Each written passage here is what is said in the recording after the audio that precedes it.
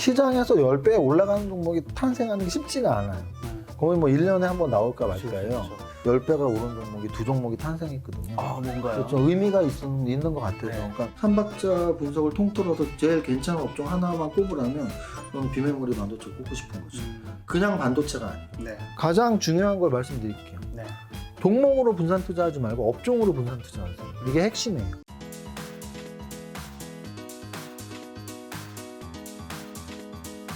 오늘 주제는 바로 슈퍼개미의 시장 점검편입니다. 함께 이야기 나누실 분을 소개하도록 하겠습니다. 안녕하세요. 안녕하세요. 너무 자주 뵈서 가볍게 자기소개 한번 부탁드리겠습니다. 네, 안녕하세요. 이정윤 세무사입니다. 네, 오늘도 여러분들에게 좋은 주식 팁 네. 가르쳐 드리러 나왔습니다. 반갑습니다. 네. 세무사님 오늘 이제 3월 시장 점검 네. 및 4월 네. 투자 방향 네. 이야기하러 나오셨는데 네네네. 세무사님 얼굴이 조망만이셨어요. 사실 제 몸무게가 아직 키보다도 뭐 한 5kg 정도 더 나오기 때문에 네. 조망만한 정도는 아닌데 네. 피크 몸무게일 때보다는 거의 한 8kg 이상 빠졌어요. 지금. 그러니까 한 지난달 2월 말에 저희가 매달 말에 영상 찍고 네, 있잖아요. 네, 네. 오셨는데 뭔가 너무 작아졌어요. 몇 킬로 빠지신 거예요? 거의 한 달 만에 한 8kg 정도 빠진 것 같아요. 아, 갑자기 다이어트는 왜? 다이어트라기보단 거의 강제성인데요. 네. 사람들이 가장 열심히 할 때가 네네.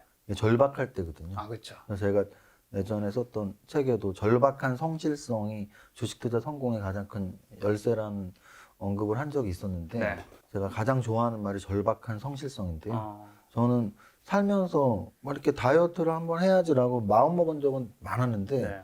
성공한 적은 딱 2번 있거든요. 2번. 네. 10kg 가깝게 또는 그 이상 뺀 적이 지금 2번인 건데요. 아, 첫 번째는 이제 한 10년 전에 10년 전. 제가 좀 초기 암 검진을 받고서 네. 간단한 수술이었지만 암 수술 받고 뭐 먹지 말라는 거 막 대장암이었으니까 특히 음식이 중요해서 의사 선생님이 먹지 말라는 것도 다 초등학생처럼 다 따라했었거든요. 그래서 거의 한 6개월 만에 10kg 이상이 빠졌었고요. 요번에도 똑같습니다. 요번에도 그 성인병 중에 대표적인 질환이죠. 당뇨병의 당뇨. 그 판정을 받아서 의사 선생님이 먹지 말라는 거는 아예 안 먹고 있습니다. 그래서 액체는 물만 먹고 있고요. 물만.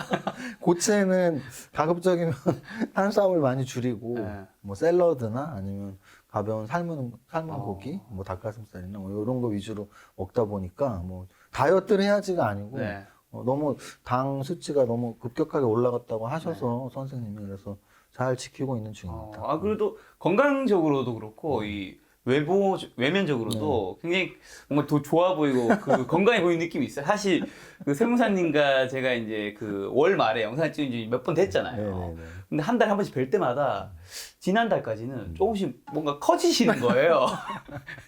당연히 느껴지잖아요. 근데 사실 또 누가 살쪘다는 얘기는 네네. 하는 게 또 실례일 수 있으니까 네네. 말은 이제 못하고 있는데 이제 지금 빠지셨다고 하니까. 그래서 제 생각에는 뭐 이제 뭐 한 3주 남짓 됐는데 네. 앞으로 좀 운동도 더 열심히 하고 네. 음식도 잘 조절해서 먹어서 아마 좀 더 빠질 것 같습니다. 근데 뭐 강제로 하는 건 아니고 뭐 제가 아마 지난번에 그 질문 받고 대답을 한번 했던 것 같은데 뭐 부자가 되면 뭐 걱정이 없을 것 같은데 어떤 걱정이 있을까요?라는 대답에 제가 드렸던 게 돈으로 살 수 없는 문제가 생기면 걱정이죠라는 말을 드렸던 기억이 나요. 제가 들은 말 중에서 가장 인상 깊은 멘트였어요. 네. 근데 가장 돈으로 살 수 없는 대표적인 게 저는 건강 그리고 사랑 이 두 가지라고 보는데 어쨌든 건강에 문제가 생겼기 때문에 돈으로 해결 안 되니까 저의 나름대로의 컨트롤 이런 걸 좀 열심히 해야죠. 역시 그 돈과 건강 둘 다 중요하다는 세무사님이 아무리 돈이 많아도 지금 마실 수 있는 건 이 물밖에 없다. 맞습니다. 그 비싼 와인, 술 아무것도 마실 수 없는. 맞습니다. 알겠습니다. 앞으로 세무사님이 건강이 조금 더 쾌차하시기를 좀 바라고요. 자, 이제 2021년 3월 시장 한번 좀 점검 이야기 한번 들어보고 싶은데요. 네, 일단 3월달 네. 오늘은 어떤 식으로 제가 이야기를 풀 거냐면 네. 3월 전체적인 흐름들, 지수의 흐름, 네. 그리고 이제 이슈가 됐던 것들. 그래서 탑다운 관점에서 뭐 네. 글로벌 증시 또는 우리나라 산업 동향에서 좀 이슈가 됐던 거 한 4-5가지 적어왔고요. 네. 그리고 나서 오늘은 제가 지난달에는 주도주 찾는 법을 말씀드렸다면 맞아요. 이번 달에는 제가 8가지 어떤 전략들, 기술들, 네네. 투자 전략 또는 투자 기술 이렇게 정리해 왔습니다. 그래서 하나하나 말씀드려볼게요. 먼저 이제 3월달에 증시를 보면 네. 지수 차트 자체는 그렇게 나쁜 한 달은 아니었어요. 지수 차트 자체는. 왜냐면 이렇게 월봉으로 보면 네. 뭐 한 달에 저점이 마이너스 2%까지 빠졌었고 한 달에 고점이 2%까지 올랐었고 지금 현재 종가도 1% 지난달보다 상승이니까 거래소의 월봉이 지금 5개월 연속 양선이거든요. 네. 그래서 뭐 이렇게 주식 참여하면서는 하루하루 일희일비를 하니까 굉장히 많이 힘들었던 한 달 같지만 네. 막상 보면은 별게 없었던. 그래서 오히려 1월에 고점 대비 하락폭이 굉장히 컸었을 때고 네. 이번 달은 변동성도 그렇게 크지 않았고요. 네.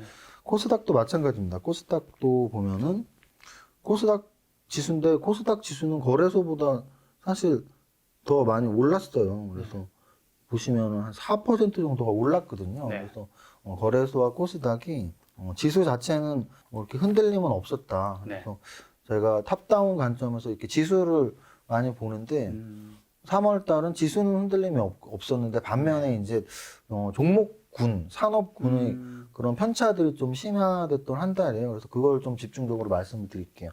일단 지수는 흔들림이 없었지만 지수 빠지지 않을까라는 걱정을 하게 했던 가장 큰 원인은 3월 내내 우리 증시 또는 글로벌 증시를 눌렀던 재료가 하나 있는데요. 바로 금리 재료였어요. 그래서 네. 금리에 대해서 그러니까 이제 시중금리하고 기준금리의 갭이 계속 벌어지는 거죠.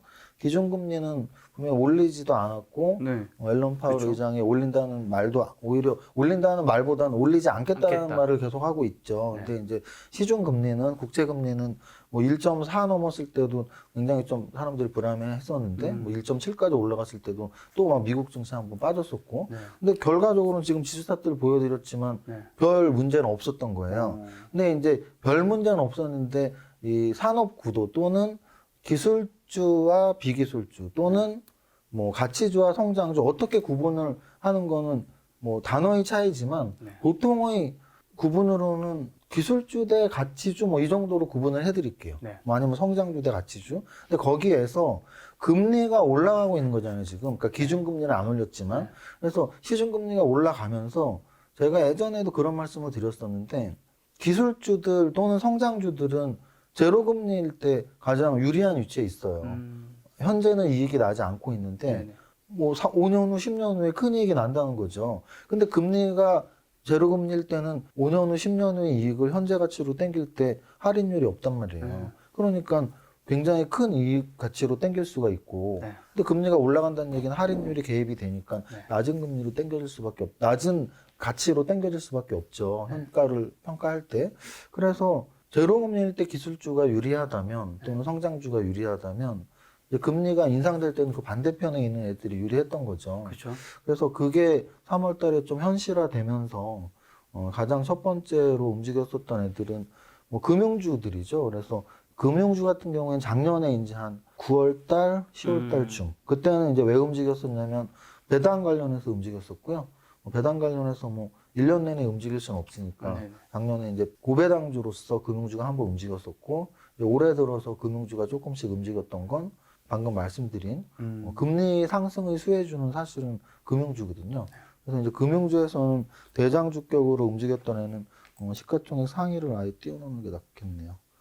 시가총액 상위 종목들 중에서 금융주의 대장주는 KB금융이거든요. 이제 KB금융의 차트를 보면 그래서 금융주가 올라갔구나라는 걸 알 수 있고요. KB금융 차트를 보면 이게 지금 3월 달이잖아요. 네. 근데 이제 3월 달에만 21%가 오른 거죠. 그래서 제가 지금 말씀드리는 건 이제 3월의 정리니까 3월에 가장 큰 이슈들 그 이슈에 의해서 어떤 산업군이 좋아하는지를 탑다운으로 지금 설명을 드리는 거예요. 그러니까 이건 예측이 아니고 그냥 팩트인 거예요. 팩트. 그래서 팩트로 금융주가 크게 올랐고 특히 대장주는 KB금융이었는데 미국의 금리 인상, 그러니까 기준금리 인상은 아니지만 시중 국제금리 인상 때문이었다. 이렇게 말씀을 드릴 수가 있고요. 그래서 두 번째 이제 강했던 업종을 보면 철강주예요. 그래서 철강주 같은 경우는 지금 코로나 이후에 이제 산업들이 다시 좀 되살아나는 재료들, 그래서 이제 산업의 경기의 바닥에서 돌아갈 때 화학주가 먼저 움직이고 화학주는 그래서 작년 가을부터 움직였고요. 네. 철강도 좀 강하게 움직인 편이에요. 그래서 철강의 대장주는 포스코라고 할 수 있죠. 그래서 포스코가 네. 시총이 지금 11위예요? 네, 그래서 포스코가 야. 지난달에 14%가 올랐는데 이번 달에도 12%가 올랐어요. 그래서 이야. 이것도 역시 아까 말씀드렸던 가치주 또는 뭐 어떻게 구분을 하든 가치주, 비성장주 아니면은 컨택트주 뭐 어떻게 구분을 하든 어쨌든 그동안 상승했던 주도주 내지 성장주와 반대쪽에 있는 산업이 강했던 대표적인 예로 들 수 있습니다. 그리고 지금 김 작가님이 이제 시총에 대한 개념이 확실히 들어오셨네요. 왜냐하면 제가 이따가 말할 8가지 전략 중에 하나가 시가총액 비교법인데 네. 시가총액 종목들을 매일 보다 보면 이게 감이 오거든요. 야, 얘가 시총 이렇게 올랐어. 근데 바로 말씀하신 거 보면은 시가총액을 이제 좀 인식을 하신 것 KB금융도 같아요. 오른 것 같고요. 네, 그래서 그러니까. 네, KB금융은 한 20위권 정도에 있었던 게 이제 한 3계단 정도 올랐고 포스코도 한 15위, 16위까지 내려갔었는데 10위권을 지금 네, 넘보고 있네요. 네, 지금 안에. 11위까지 올라가 있습니다. 그래서 다른 탑10 안에 있던 야. 기술주 라인에서 지금 뭐 현대모비스, LG전자 또는 SK이노베이션 이런 애들이 밀린 거죠. 상대적으로 이들이 올라올 동안. 그래서 철강업을 지금 그런 재료 이슈에 의해서 말씀을 드리고 또 이쪽 산업에서 움직임이 있었던 애들이 조선주들이에요. 조선주는 저런 개념으로 생각하시면 될 것 같아요. 수주가 이제 계속 재료가 나오더라고요. 네. 그래서 역시 뭐 경기 회복에 관련된 이야기들인데 그래서 조선주에서는 시총이 제일 큰 게 뭐 한국조선해양일 거예요. 그래서 여기 있습니다. 네, 한국조선해양이 네, 여기죠. 한 10조 가깝게 올라왔는데 한국조선해양도 역시 지난달과 이번 달 2달 연속으로 지수보다 훨씬 강한 움직임을 보였습니다. 그러면 한국조선해양을 주식을 오래 안 하신 분들은 사실은 그런 회사가 있었어? 뭐 이럴 수도 있어요.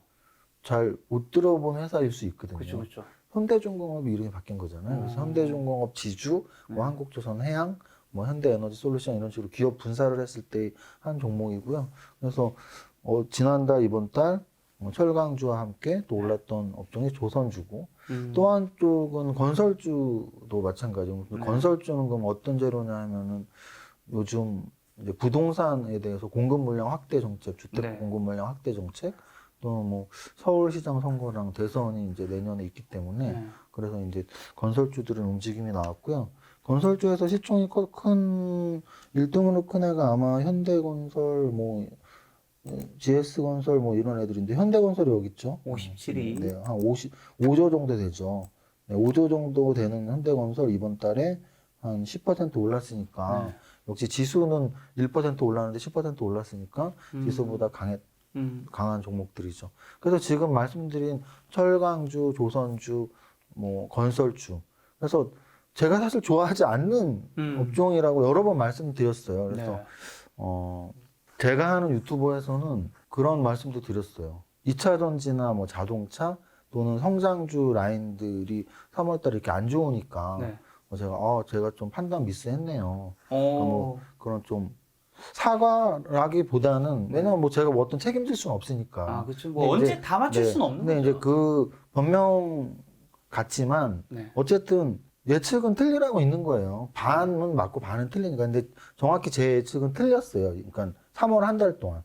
왜냐면 뭐 작년에는 방금 말씀드린 성장주, 주도주 이런 애들이 1년 내내 갔고 올해 1월까지는 갔거든요. 근데 2월도 한 2월 중순까지는 2차 전지랑 전기차랑 자동차 업종이나 뭐 이런 쪽이 무너지진 않았었거든요. 근데 3월 달에는 사실 급격하게 좀 무너진 종목들이 있어요. 그래서 지금 이쪽 조선주, 철강주, 건설주가 오르고 반대로 그동안의 주도주가 좀 무너졌었기 때문에 제가 그런 거에 대해서는 약간 책임감이 느껴지더라고요. 왜냐하면 제가 어떤 다른 유튜버 방송 가서 무슨 말을 했었냐면 유튜버들이 먹방 유튜버는 잘못 봐도 된다. 왜냐면은 뭐 그 사람이 맛없는 거 먹는 거 맛있게 거짓말로 맛있게 먹어도 내가 그거 하나 따라 먹었는데 맛없으면 그 음식값 10,000원만 버리면 그렇죠, 그만이잖아요. 근데 이제 주식 유튜버는 훨씬 신중해야 되고 검증은 돼야 된다. 왜냐면 그렇죠. 주식 유튜버는 따라할 수 있으니까. 맞아. 그래서 그런 책임감은 좀 들더라고요. 저는 되게 성장주론자고 주도주론자인데 그동안 거의 1년 가깝게 장을 주도했던 종목들이 2월 달까지도 그나마 버텼는데 3월 달에는 많이 좀 무너지는 모습들이 나와서 좀 약간 책임감을 느꼈습니다. 그래서 김 작가 TV에도 여러 번 나왔기 때문에 우리 김 작가 구독자님들에게도 뭐 약간 좀 죄송한 마음 약간 그런 건 있어요. 그래서 저희가 책임질 수는 없지만 네. 분명히 전망은 2월 말에 했던 3월의 전망은 음. 틀린 부분은 분명히 있다는 걸 인정하고요. 네. 그리고 이제 그럼 왜 그랬냐, 사실 그게 더 중요하죠. 그렇죠.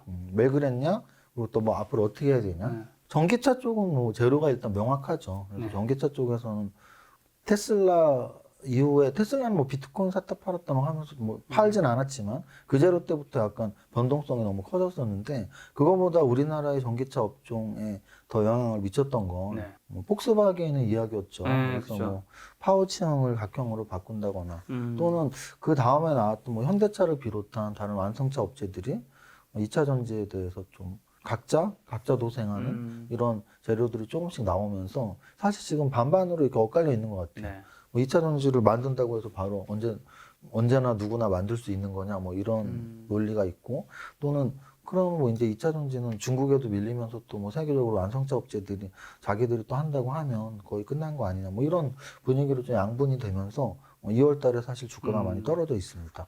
예를 들면은 2차 전지에서 시가총액이 제일 큰 종목은 LG화학이죠. LG화학 같은 경우는 지난달에도 한 9% 빠졌는데 이번 달에도 한 3% 빠졌고 삼성 SDI 같은 경우는 지난달에 8% 빠졌고 이번 달에 한 4% 빠졌으니까 고점 대비 뭐 한 많게는 한 20%, 그러니까 완전 고점 대비 네네. 또는 뭐 한 작년에 사신 분들은 그래도 아직은 괜찮지만 네. 올해 들어오신 분들은 거의 다 손실이 나셨거든요. 그래서 2차 전지 말고 다른 업종은 어떨까 했는데 근데 2차 전지에 그런 폭스바겐의 악재가 있었다면 네이버나 카카오 쪽은 오히려 좀 견고하게 움직였어요. 기술주 라인에서. 그러면은 네이버 같은 경우는 지난달에 비해서 이번 달에 또 그래도 2% 올랐거든요. 야, 네이버 지금 3위네요. 네, 시가총액 4위, 3위? 네. 5위였던 것 같은데. 네, 3위까지 올랐고 카카오 같은 경우도 지난달에 비해서 이 양선은 아니지만 얘도 주가가 밀리지 않았다는 얘기죠. 그러면 이 기술주 라인에서 카카오하고 네이버가 살아남을 수 있었던 건 저는 쿠팡의 상장이 좀 크다고 봐요. 그래서 쿠팡 상장 재료도 3월에 한 5손가락 안에 꼽힐 수 있는 재료거든요. 네. 그래서 쿠팡이라는 기업이 우리나라에 상장된 것도 아니고 그쵸. 미국의 뉴욕 거래소에 상장이 되면서 시가총액이 처음에 뭐 50조, 60조 나왔었는데 네. 첫날 상장하고서 주가가 이제 종가 기준으로 한 100조가 됐었거든요. 맞아. 심지어는 그때 이제 막 아는 분한테 전화가 오고 아는 분이 전화해서 주식은 잘 모르시는데 경제신문을 매일 보시는 분이에요. 아시는 사장님인데 전화해서 정윤아 그래서 네 그랬더니 근데 쿠팡이 네. 우리나라 사람은 쿠팡이 웬만큼 이름은 알잖아요. 알죠. 뭐 배송시키고 하니까. 근데 쿠팡이 막 현대차나 뭐 이런 회사보다 훨씬 좋은 회사라며 이런 표현을 쓰시는 거예요. 시총으로는 그렇죠. 네, 왜요? 그랬더니 시총이 삼성전자 다음 수준이라고. 그렇죠. 그래서 정말 시총으로 본다면 과연 쿠팡이 그 정도인가? 그 정도일까? 더군다나 적자 기업이고 저도 성장주를 좋아하는 사람이지만 저는 그 성장주에서도 기술력이나 아직 우리가 보지 않은 미래 이런 거에 대한 성장주를 저는 좀 좋아하는 편인데 물론 쿠팡을 막 과소평가하는 건 아니지만 뭐 당연히 미국 쿠팡 주식 갖고 있는 분들도 있을 거고 과소평가하는 건 아니지만 100조나 뭐 이런 생각을 했어요. 근데 이제 이 말씀을 왜 드리냐면 이제 네이버랑 왜 관련이 있냐면 네이버 리포트들이 쿠팡 상장 이후에 꽤 나왔어요. 쿠팡과 비교해서. 그래서 야, 쿠팡이 100조인데 네이버가 60조냐 뭐 이런 거죠. 네이버가 지금 네이버가 카카오 합쳐야지 쿠팡이랑 비슷한 거잖아요. 네, 맞아요. 네이버가 그건 60조고 좀- 카카오가 44조니까 합쳐야지 100조거든요. 그래서 네이버가 뭐 쿠팡만 못하냐 뭐 이런 거죠. 그렇죠. 제가 아는 분은 현대차가 쿠팡만 못해 이렇게 질문이 왔다면 애널리스트들은 그래도 같은 동종 산업을 비교하니까 사실 카카오보다도 네이버 리포트가 더 자주 나왔던 건 명확해요. 왜냐하면 쿠팡은 온라인 마켓몰이고 온라인 매출액을 근거로 해서 미래 가치를 현가로 땡기는 거란 말이죠. 근데 이제 온라인 매출 비중조차도 우리나라에서 네이버가 더 높거든요. 그래서 네이버의 온라인 매출 비중이 쿠팡보다 높은데 네이버는 왜 이거밖에 안 돼? 뭐 이런 리포트가 나오면서 오히려 좀 그런 리포트들에 대한 공감대가 있는 거죠. 그래서 네이버와 카카오는 다른 기술주, 주도주에 비해서 3월 달에 좀 잘 버틴 느낌이 들고요. 그리고 또 재료라고 한다면 네. SK 바이오사이언스의 상장이 있어요. 상장했죠. SK 바이오사이언스가 지금 아직 코스피 200은 아니니까 거래소 종목에서 시가총액이 한 10조가 좀 넘는 수준. 그래서 10조. 네, SK 바이오사이언스가 34위에 있네. 네, 딱 10조예요. 딱 10조. 야. 네, 딱 10조인데 이제 이거는 사실 주식을 좀 전문으로 하는 네. 뭐 전문이라는 표현은 뭐하지만 오래 하신 분들은 공모를 그렇게 좋아하진 않아요. 왜냐하면 이제 공모를 받기 위해서 네. 그 납입 금액을 넣으면 돌려받는 기간이 한 3, 4일 걸린단 말이죠. 근데 예를 들어 제가 1억을 하는데 1억으로 공모를 받기 위해서 넣으면 3, 4일 동안 매매를 못 하니까 그쵸. 공모를 그렇게 좋아하진 않습니다. 근데 이제 또 하나의 이유는 뭐냐면 물량을 많이 주지 않기 때문이에요. 맞아. 그런데 최근에 저런 분들이 많죠. 그래서 뭐 가족들 계좌 다 만들어서 여러 계좌로 넣어서 좀 더 많이 받으려고 하는. 그래서 그런 이유들은 다 공모가보다 더블 상한가 이런 말 있죠. 따상이라는 말 있죠. 그래서 공모가의 2배로 출발해서 상한가 마감을 하고, 근데 따상에 또 상상 가는 경우, 예를 들어 SK 바이오팜이 그 처음 문을 열었던 종목인데 SK 바이오팜 같은 경우는 따상을 가고 나서도 상한가를 2번을 더 갔었거든요. 그러면 그 종목 같은 경우는 공모를 사실 많이는 못 받아요. 네. 보통 1억 넣으면 한 100만 원이나 받을까요? 100만 원도 못 받거든요. 네. 그럼 만약에 1억 넣어서 100만 원을 받는다 하더라도 그래도 더블 상한가 가면 200을 버는 거란 말이에요. 그러니까 100만 원에 200인데 1억에 100만 원 못 받고 한 30만 원, 50만 원 받으니까 아마도 1억 정도 넣으면은 뭐 한 100만 원이나 200만 원 버는 거거든요. 그래도 그게 1, 2%니까. 그쵸. 은행 금리가 지금 1년에 1%인데 그러니까 이제 공모만 잘해도 네. 은행 금리보다 더 큰 수익은 보장이 되는 거죠. 따상이 나온다는 가정만 있다면. 그래서 SK 바이오사이언스에 실제로 많은 자금이 몰렸었고요. 따상은 나왔습니다. 따상은 나왔는데 따상 나오고 그 이후부터 이제 밀린 거죠. 그래서 이제 제가 말씀드리고 싶은 건 공모 받으신 분들은 따상이 나오고 다음날 고점 뭐 이렇게 이틀에 팔았으면 되는데 네. 만약에 이틀에 공모 안 받고 매매하시는 분들 중에 사신 분들이 있다면 좀 5일째 물려 있는 거죠. 음성만 나오면서. 그래서 좀 시사하는 바가 좀 있다고 생각을 해요. 그래서 너무 공모가 대비 크게 상승 출발을 하는 종목들은 네. 매매를 하시는 분들은 좀 주의를 하실 필요는 있다. 그래서 공모 종목들에 대해서 물론 업종도 중요하고 네. 업종 또는 실적 다 중요한데 공모가 대비 얼마나 올라 있는지도 좀 중요한 요소 중에 하나니까 그런 걸 좀 검토할 필요가 있어 보입니다. 야, 세무사님 얘기 들으니까 지난달 확실히 다른 게 그 말의 스피드가 굉장히 좀 느려지셨어요. 이게 지금 지나친 강제 다이어트를 하시면서 뭔가 많은 것들이 좀 빠진 것 같은 느낌. 역시 김 작가님이 인터뷰를 워낙 많이 하신 전문가라서 한 번에 알아채시네요. 왜냐면 제가 사실 고백을 하자면 네. 제가 원래 강연할 때 이런 거 잘 안 이런 거 안 적어왔는데 적어오시는데. 한 번도 안 적어왔었는데 오늘 A4 한 장에 적어왔어요. 네. 왜 요 한 장으로 왜 적어왔냐면 꼭 중요하게 하고 싶은 말이 있는데 네. 까먹을까 봐. 그래서 원래 제가 강의도 뭐 한 3시간짜리, 4시간짜리 강의도 많이 해본 사람인데 네. 원고를 보고 하는 적은 없거든요. 네. 뭐 이렇게 키워드 위주로만 그쵸. 적고 하는데 오늘도 뭐 원고를 써온 건 아니고 키워드 위주로 적어오긴 했는데 네. 요즘 기억력이 너무 떨어졌어요. 그래서 우리가 뭐 당 떨어졌다라는 말 있잖아요. 그쵸. 근데 이제 제가 단 거를 전혀 안 먹으니까 네. 당 떨어진 느낌이 좀 들고 그래서 뭐 힘이 없어서 말을 천천히 하는 게 아니고 틀린 단어를 좀 말하는 게 조심스러워서 일부러 좀 생각하면서 말을 하고 있어요. 평소에는 생각도 안 하고 말했다는 거죠. 네. 근데 생각을 하면서 말을 하니까 말투가 좀 느려졌습니다. 확실히. 이전에는 뭔가 이전과 지금은 이전에는 굉장히 이제 명확하게 얘기하시면서 지금 좀 뭐가 빠졌냐면 지금은 뭔가 욕망이 없으신 분가. 그러니까 너무 당을 안 먹고 하니까 세상에 뭐 욕망이 없는 거지. 그래서 그냥 주식시장은 그냥 그렇고요, 이렇고요. 그럼 안 되는데. 약간 전과 비교해서 이제 그럼 농담삼아 얘기한다. 보시는 분들이 너무 재미없으면 안 되는데.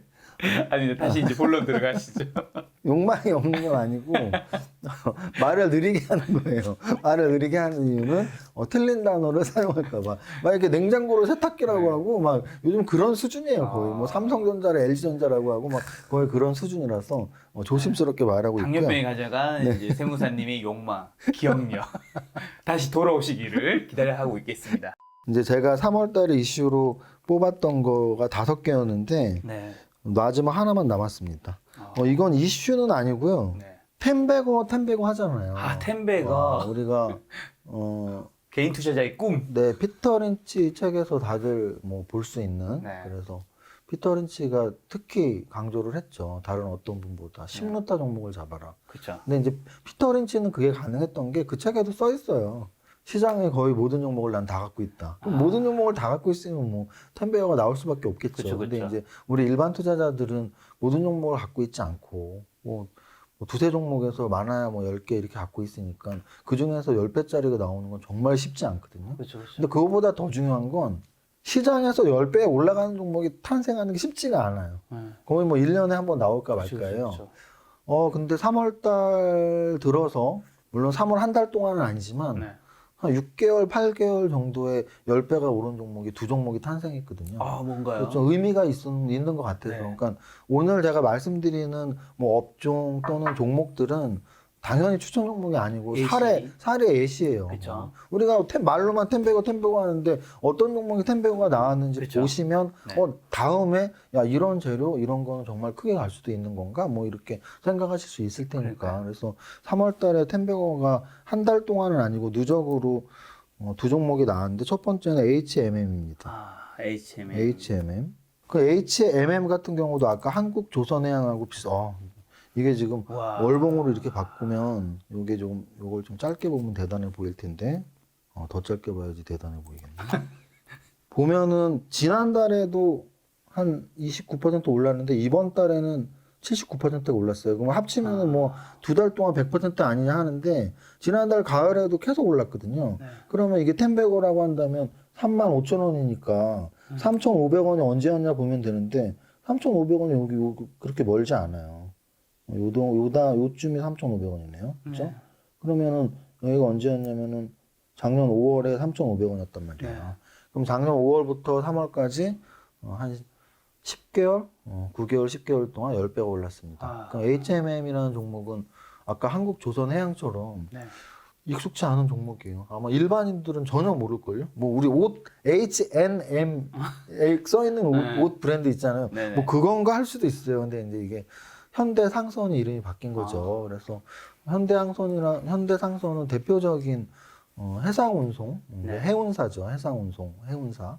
근데 해운사가 작년부터 아까 뭐 철강 아니면 화학 이런 종목들이 경기 바닥에서 턴어라운드 하는 개념하고 똑같이 네. 물동량 증가랑 연관이 있거든요. 그래서 물동량이 증가하면서 해운사들이 좋아진다고 작년 이제 여름, 가을 계속 나왔는데 이게 올해 들어서는 이제 운임가 상승까지 나오면서 운임가 상승 나오면서 더 올랐고 심지어는 여기까지 올랐는데 금요일에 또 15%가 또 올랐어요. 그래서 야. 이거는 이제 수혜주 운하에 지금 뭐 배가 엎어지고 뭐 그 유가가 올라가고 뭐 이런 내용들이 이제 또 운임가 상승에 또 적용이 되는 재료였거든요. 그래서 이런 재료들이 나오면서 네. 제가 이걸 왜 말씀을 드리냐면 이게 이제 소외주가 더 이상 소외주가 아니고 HMM이 거래 대금이 1조 7천억이에요, 지금. 네. 10조고 1조 7천억. 근데 보통 삼성전자가 거래 대금 1등이거든요. 네. 근데 거래 대금은 삼성전자가 1조였어요. 그래서 지난주 금요일 날은 거의 심지어 비슷하네요. 더 높았죠, 거래 더 대금. 높았네. 1조 7천억이니까 70%가 더 컸죠. 그래서 이 거래 대금이 중요한 이유는 사람들이 이목이 어디에 있는지거든요. 근데 지금 HMM이 삼성전자보다 거래가 더 터져서 어쨌든 10배, 템베거 종목으로 이런 재료에 의해서 거의 막 9개월, 10개월 동안 10배까지 굉장히 단기간에 크게 오른 거예요. 그러니까 제가 왜 이게 좀 신기하냐면 네. 제약바이오나 게임주나 어떤 기술주들 아니면 아예 소형주들 뭐 500억짜리가 5천억이 되는 경우는 있어요. 근데 얘는 지금 10조가 됐거든요. 그러면 1조짜리였어요. 1조짜리가 10조가 되는 거는 정말 쉽지는 않아요. 10달 동안 1조가 10조 되는 건 쉽지가 않거든요. 그래서 이런 템베거 종목을 공부하시는 분들은 이거를 좀 한번 찾아보실 필요는 있다고 좀 공부 숙제로 한번 갖고 와봤고요. 네. 하나가 더 있는데 데브시스터즈라는 종목을 보면 근데 이 종목도 보면은 이거를 월봉을 이렇게 보면 이번 달 한 달에만 2배가 올랐어요. 이야, 근데 지난달에도 2배 가깝게 올랐고 92%. 그러니까 제가 이 2배의 마법이라는 말씀 드렸었잖아요. 2배의 2배면 4배잖아요. 그럼 얘는 거의 2달 동안 4배고 와, 또 1월 달에도 또 120%. 100이니까 그냥 3달 동안 2, 4, 8 해서 3달 동안 2배가 이야. 거의 10배 가깝게 난 거죠. 그래서 네. 데브시스터즈도 보면은 이제 얘는 코스닥 종목인데 얘도 이제 1조 3천억이 된 거죠. 그러면 얘는 아까 HMM하고는 다른 내용. 그러니까 얘는 자주 보던 템베거들의 논리 중에 하나예요. 왜냐하면 1조 3천억이니까 뭐 한 1,000억대에서 출발을 했겠죠. 네. 그럼 1,000억대에 출발했고 업종은 뭐였냐면 게임주였단 말이에요. 그럼 게임주는 런칭 하나 잘해서 대박이 나면 네. 막 3배, 4배, 5배 가는 경우 꽤 있었는데 네. 얘가 뭐 쿠키런이라는 IP가 있던 회사인데 쿠키런 킹덤이라는 게임이 뭐 많이 히트를 쳤나 봐요. 제가 안 해서 잘 모르는데 정확히. 근데 그 재료가 나오면서 거의 주가가 종가만 12만 원이잖아요. 네. 그러면 10,000원을 찾으면 되는데 그냥 작년 11월, 12월이 10,000원이었어요. 이거 10,000원이잖아요. 12월. 그러니까 얘는 딱 4달 만에 10배가 오른 거죠. 그래서 이런 템베게 종목들이 나오는 거의 시장 영향은 어떤 게 있냐면 네. 제2의 뭐 이런 말들이 나올 때가 있어요. 우리가 삼성전자 같은 경우는 어떤 시장에 영향을 미치냐면 제2의 삼성전자라는 종목은 없어요. 없죠. 그냥 무조건 삼성전자고 다만 삼성전자가 비메모리에 간대 그럼 우리나라의 반도체 업종에 속한 소부장 애들 중에도 비메모리 쪽 하는 애들이 더 이제 좀 주목을 받거나 뭐 이런 내용들이 가미되는 건데 방금처럼 데브시스터즈 게임주에서 이렇게 10배가 나왔대. 게임 하나 잘 돼서. 그럼 이제 제2의 데브시스터즈 뭐 이런 게 나오는 거예요. 예를 들면 OTT 쪽에서 A스토리라는 종목이 있었거든요. 네. 그럼 A스토리라는 종목도 사실은 거의 템베고 왜냐면 얘가 지금 5만 원이잖아요. 템베거네요. 그럼 5천 원이 있었단 말이죠. 네. 그러니까 이제 A스토리 같은 경우도 사실 거의 3-4달 동안 다 움직인 거거든요. 여기서부터만 해도 5배니까. 그래서, 그럼 A스토리는 OTT 업종의 대장주예요. 그럼 이제 올해 들어서 OTT 업종에서 A스토리가 좀 쉬는 동안 다른 OTT 업체들이 굉장히 움직였거든요. 예를 들면 NEW 같은 경우가 대표적으로 아마 올해 들어서 많이 오른 종목 중에 하나인데요. 이렇게 4달 동안 얘도 한 4,000원에서 14,000원, 다 4배 정도 올랐죠. 그래서 제가 이걸 말씀드리는 이유는 템베거가 나오면 공부를 해주는 게 좋은 게 예를 들어 A스토리를 사람들이 공부를 하면서 이런 종목들을 찾아내는 거죠. 네. 같은 OTT 업체에서 뭐 영화나 드라마 제작 잘하는 회사들, 가능성 있는 애들, 네. 그들 중에서 넷플릭스나 뭐 디즈니랑 연관을 시킬 수 있는 애들 이런 쪽으로 찾듯이 뭐 데브시스터즈가 이제 게임을 잘 만들어서 10배가 났다면 게임 업종 중에 뭐 지금 이제 1분기는 끝났으니까 4, 5, 6, 2분기에 런칭을 계획하고 있는 게임주가 뭐가 있는지 그런 걸 검색해서 아까 말한 제2 삼성전자는 없지만 제2 데브시스터즈는 있는 거죠.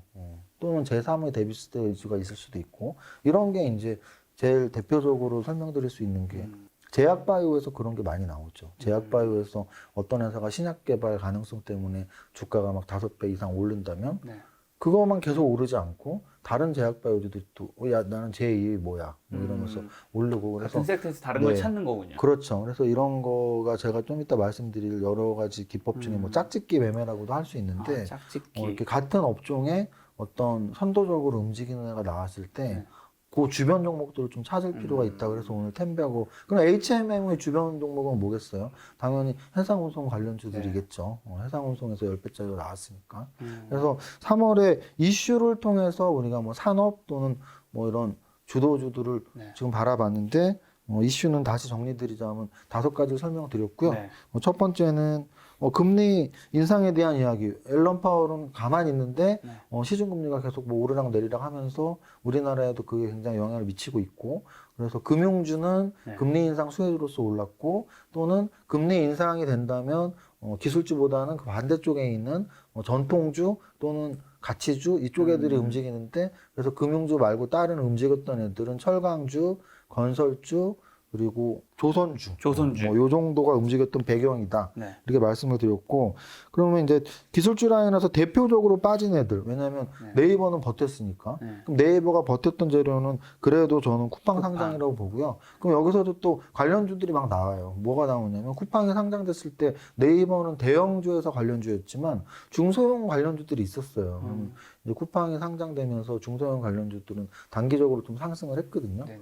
뭐 육상 운송 관련주들이나 아니면 쿠팡에 관련된 그런 택배 네. 아니면은 그런 뭐 골판지 뭐 이런 식으로 움직였었거든요. 그래서 마찬가지로 마켓컬리 상장 또 얘기가 나오니까 만약에 이런 짝짓기 매매를 하실 수 있는 분들은 네. 마켓컬리 관련은 또 뭐가 있는지 찾아보실 필요도 있고 그리고 이제 네이버는 버텼지만 2차 전지는 거의 2월달, 3월달 2달 연속 이제 하락이 나왔는데 그 가장 큰 이유는 폭스바겐발 야 우리 전기차 2차 전지는 더 이상 각형을 쓸 거야 파우치 안 쓰고 뭐 이런 재료와 함께 또는 뭐 현대차나 다른 완성차들이 야 우리도 그냥 자체적으로 해결 뭐 이런 얘기가 나오는데 이제 의견은 반반이다. 그게 하루아침에 되면 예를 들면 이런 거죠. 그럼 애플이 디스플레이도 만들지 뭐 LG 디스플레이나 이런 디스플레이 회사랑 거래할 필요도 없는 거고 완성차가 다 만들 거면 타이어까지 만들면 되는데 타이어 회사가 따로 있을 필요도 그쵸, 없는 거고 그쵸. 그래서 2차 전지를 과연 만들 수 있을까 또는 만들 필요가 있을까 뭐 이런 얘기도 있지만 네. 어쨌든 실제 주가 저는 이제 늘 주가 우선으로 보기 때문에 주가는 악재로서 분명히 반영이 되었다 네. 이렇게 말씀을 드리고 그리고 이제 SK 바이오사이언스의 상장 그래서 신규 상장 종목 중에 작년의 대여는 SK 바이오팜 그리고 카카오 게임즈 빅히트 이렇게 네. 있었다면 올해 첫 대여가 SK 바이오사이언스였고 아니나 다를까 공모 물량 굉장히 많이 몰렸었는데 네. 실제로는 그냥 따상 정도로 끝나서 실제 시장에서 매수하신 분들은 수익이 났을 리가 없다. 네. 뭐 이 정도 그래서 주의하실 분들은 앞으로 좀 그러니까 공모를 받는 건 상관없는데 상장 신규 상장 첫날 공략할 때 따상에 따라가야 되는지는 고민을 좀 할 필요가 있다라는 말씀 드리고 그리고 이제 마지막으로 방금 전에 말했던 텐베거 종목이 해상운송에서 HMM과 그리고 게임즈에서 데브시스터즈가 나왔으니까 이 관련주들을 좀 볼 필요가 있다. 그리고 마지막으로 역시 정리하는 거니까 제가 말씀드린 것 중에 뭐 전기차 같은 주도주 또는 성장주를 제가 굉장히 많이 강조했는데 네. 어쨌든 3월 달에도 좀 이렇게 특히 전기차 위주로 많이 밀림이 있었어서 책임을 질 수는 없지만 마음은 좀 약간 무겁고 죄송스러운 마음이 있다라는 말씀 꼭 드리고 싶었어요. 아까 전에 말씀해 주신 HMM 템베거 이제 16타 종목인 거잖아요. 네네네. 야, 저도 며칠 전에 어떤 아는 분이랑 이제 차를 마시는데 저한테 누가 HMM이 어떻냐고 하더라고요. 저는 그때 드는 생각이 이제 주식을 잘 안 하시는 분이세요. 16타 다 이미 오른 종목을 어떠냐고 뭐라 답변을 그러니까 지금이라도 사야 되냐라고 그렇죠. 그런 관점을 생각하시던데 근데 실제 이제 금요일까지도 15%가 올랐으니까. 그렇죠. 이런 만약에 이렇게 16타까지 왔어요. 네. 이런 상황에서 사실 세무사님은 이 HMM이 아니라 어떤 종류라도 거의 들어가시진 않겠죠? 네, 사실은 정확히 이 소재에 대해서 한번 이제 언급을 제 방송에서 한 적이 있었는데요. 네. 저는 이제 뭐 yes or no는 좀 명확히 그러니까 뭐 이런 거예요. 제가 오늘 2차 전지 틀렸네라고 인정을 자신 있게 하는 이유는 네. 예측은 어차피 50 플러스 알파를 위해서 하는 거기 때문에 네. 10번 중에 4번이 틀리는 거니까 네. 뭐 틀리는 걸 두려워할 필요도 없고 네. 뭐 틀렸다고 해서 계속 예측을 안 할 필요도 없고 어차피 주식 투자를 한다라는 건 어떤 결정을 해야 된다는 건데 결정이 확실한 팩트만 갖고 주식 투자하는 경우는 거의 없단 말이죠. 없죠. 확실한 거는 주식 시장에 없으니까. 네. 그래서 불확실한 상태에서 예측을 해서 틀린 거를 두려워할 필요가 없다면 명확한 자기 관점은 있어야 된다고 생각을 하는데 저는 뭐 HMM, 데브시스터즈뿐 아니라 어떤 종목도 상승률이 이제 너무나 높으면 또 어떤 이제 기간하고 연관져서 기간과 상승률로 연관을 져서 단기간에 굉장한 급등을 한 거는 이제 조심을 하는데요. 그 단기간과 굉장한 급등이 어느 정도 수준인지는 업종과 종목에 따라 좀 달라요. 근데 이제 평균값으로만 말씀드린다면 한 3개월 정도에 7배 이상? 이런 거는 굉장히 겁내하는 편인데요. 반대로 예를 들어 한 1년에 5배? 그런 거는 들어갈 때도 꽤 있습니다. 그래서 기간이 길고 상승률이 낮을수록 당연히 들어갈 가치가 있는 거고 네. 기간이 짧고 상승률이 막 10배씩 날수록 들어가기엔 굉장히 겁나는 건데 방금 전에 봤던 HMM과 대부시스터즈는 제 기준으로는 일단 둘 다 10배 이상이 낮고 1년 미만에 그래서 제 기준에서는 사실 들어가기 굉장히 겁내고요. 또 하나는 이런 분들도 있어요. 야 밸류에이션 평가하면 되는 거 아니냐. 이런 급등주는 사실은 네. 밸류에이션만으로 가는 건 절대 아니거든요. 절대로. 왜냐면은 밸류에이션 평가가 정확하다면 오늘 밸류에이션하고 어제 밸류에이션하고 15% 차이가 날 리가 없어요. 밸류에이션 평가가 1시간 만에 되는 것도 아니고 네. 1시간 만에 뚝딱 되는 가치평가법은 가치평가법이 아니에요. 그러면 전 국민 전 세계인이 다 그 가치평가를 하면 되니까. 그래서 제가 보기에는 오히려 단기간에 초급등하는 거는 어떤 매매 동향이랄지 네. 주포들의 움직임. 주포들의 움직임을 어떻게 볼 수 있니? 사실은 보는 방법들은 다양하게 있어요. 네. 증권사 창구 분석도 하면 다 어느 정도 떨어질 때가 있거든요. 네. 특히 외국인들의 매매 동향은 증권사 창구만 봐도 대충 알 수가 있어요. 네. 우리나라 작전 세력들은 이제 이게 명확해져 갖고 네. 불법이니까 창구를 돌려쓰기 하는 경우가 있거든요. 이거 좀 이런 얘기 해도 되나요? 네, 괜찮습니다. 전화 오는 거 아니야? 어디서 너 죽을래? 막 이러면서. 왜냐면은 이제 워낙 그게 심하니까. 네. 이게 계좌 이관하면 되거든요. 그러니까 무슨 뜻이냐면 주포가 빠져나가는 거를 기본적으로는 증권사 창구로 알 수 있단 말이에요. 증권사 매매 동향, 그러니까 외국인 개인 기관의 매매 동향 말고 네. 뭐 무슨 증권사 증권사별로 매수 매도를 볼 때가 있어요. 네, 그렇죠. 그러면 증권사별로 봤을 때 주포가 뭐 키움증권이면 좀 애매하다. 키움증권이 워낙 거래 대금이 많으니까. 네. 근데 이제 키움증권 제외한다면 눈에 딱 들어와요. 네. 그러면 한 증권사에서 매수 창구에서 계속 매집을 하면 얘네가 사나보다 하는데 그 사내들이 주가 오른 다음에 팔기 시작하면 걔네가 나가는 거거든요. 네. 이런 걸 우리가 체크를 할 수 있단 말이에요. 실제로 이거는 제가 예전에 책에 아마 썼을 텐데 네. 예전에 제가 이걸 써먹어서 굉장히 큰 돈을 번 적이 있어요. 어. 어떤 적이 있었냐면 저는 그러니까 안 해본 거는 말하지 않아요. 만약에 이 방송을 보시면서 네. 그런 걸 뭔 돈을 버노 뭐 말도 안 돼. 제가 해본 것만 말해요. 저는 해본 것만. 예전에 한 15년 전쯤에 장하성 펀드라고 있었어요. 네네. 장하성 펀드를 운영했던 주체는 라자드 뭐 너무 오래돼서 기억 정확히 안 나는데 근데 이제 거기에서 했던 게 뭐였냐면 네. 이 행동주의 펀드였어요. 네. 그래서 어떤 좀 대주주 지분이 좀 있는데 기업 가치 평가를 제대로 받지 못하는 네. 그래서 주주 친화적인 좀 정책을 쓰게끔 바꿔주기 위해서 5%를 매수를 하면 네. 5% 저도 뭐 지분공시 깨알 자랑 지분공시 해봤지만 거기 이렇게 선택하는 게 있어요. 경영 참가용인지 아니면 단순 투자 목적인지 목적을. 근데 이제 저 같은 일반 투자자들은 단순 투자 목적으로 하죠. 근데 이제 그런 행동주의 펀드들은 경영 참가 목적으로 해서 계속 주주 제한을 한단 말이에요. 근데 이제 그 장하성 펀드에서 1호로 했던 게 제 기억에 근데 지금 기억력이 나빠져서 네. 정확하진 않을 수도 있는데 하여간 제 네. 기억엔 대한하섬인가 그랬어요. 그래서 15년 전이라서 뭐 차트 찾기도 그럴 건데 이제 그때 대한하섬 한번 찾아볼까요? 대한하섬이라는 종목이 1호 종목인 게 네. 차트를 보니까 기억이 명확히 나고요. 요게 이제 언제였냐면 2006년이네요. 그래서 2006년 8월이었어요. 네. 이제 이게 제가 방금 말씀드린 장하성 펀드의 1호 종목이었어요. 네. 이 종목이 지금 6만 원에서 20만 원을 갔죠. 네. 3배가 갔고요. 심지어는 요 첫날 수요일 날 거래가 별로 거의 없이 그냥 장중에 재료 나와서 상한가를 말았고 그 다음날 점이었거든요. 네. 그러니까 이틀 동안 아예 사고 싶어서 못 샀던 거예요. 요때도 거의 뒷자니까 거의 많이 사신 분들은 거래 터졌을 때는 이미 2배가 오른 다음에 거래 터지고 더 간 거거든요. 근데 이게 그 재료였어요. 무슨 재료냐면 네. 장하성 펀드에서 5%를 지분을 사고 이제 인터뷰를 하는 거죠. 앞으로 이렇게 한국의 기업들의 그런 지배구조 개선을 위해서 네. 우리가 좀 그게 부족한 회사들의 5% 지분 투자를 해서 네. 자꾸 행동을 보여주겠다. 네. 주주로서.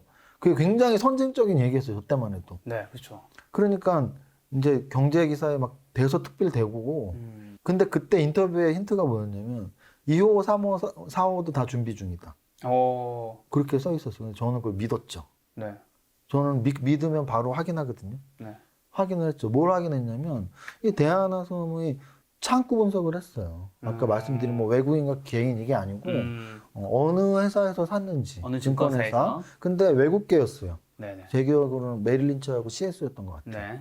이게 정확하진 않습니다. 네. 지금 거의 15년 돼서. 근데 예를 들어서 비슷할 거예요. 메릴 린치 CS 두 군데에서 5%를 샀더라고요. 네. 그럼 제가 그 다음에 한 건 뭘까요? 거기서 전 종목의 네. 메릴 린치와 CS가 대한항공의 매집 기간 한 3개월 동안 5%가 넘지 않고 한 3, 4% 매수한 걸 찾았죠. 네. 근데 실제로 찾았어요. 어.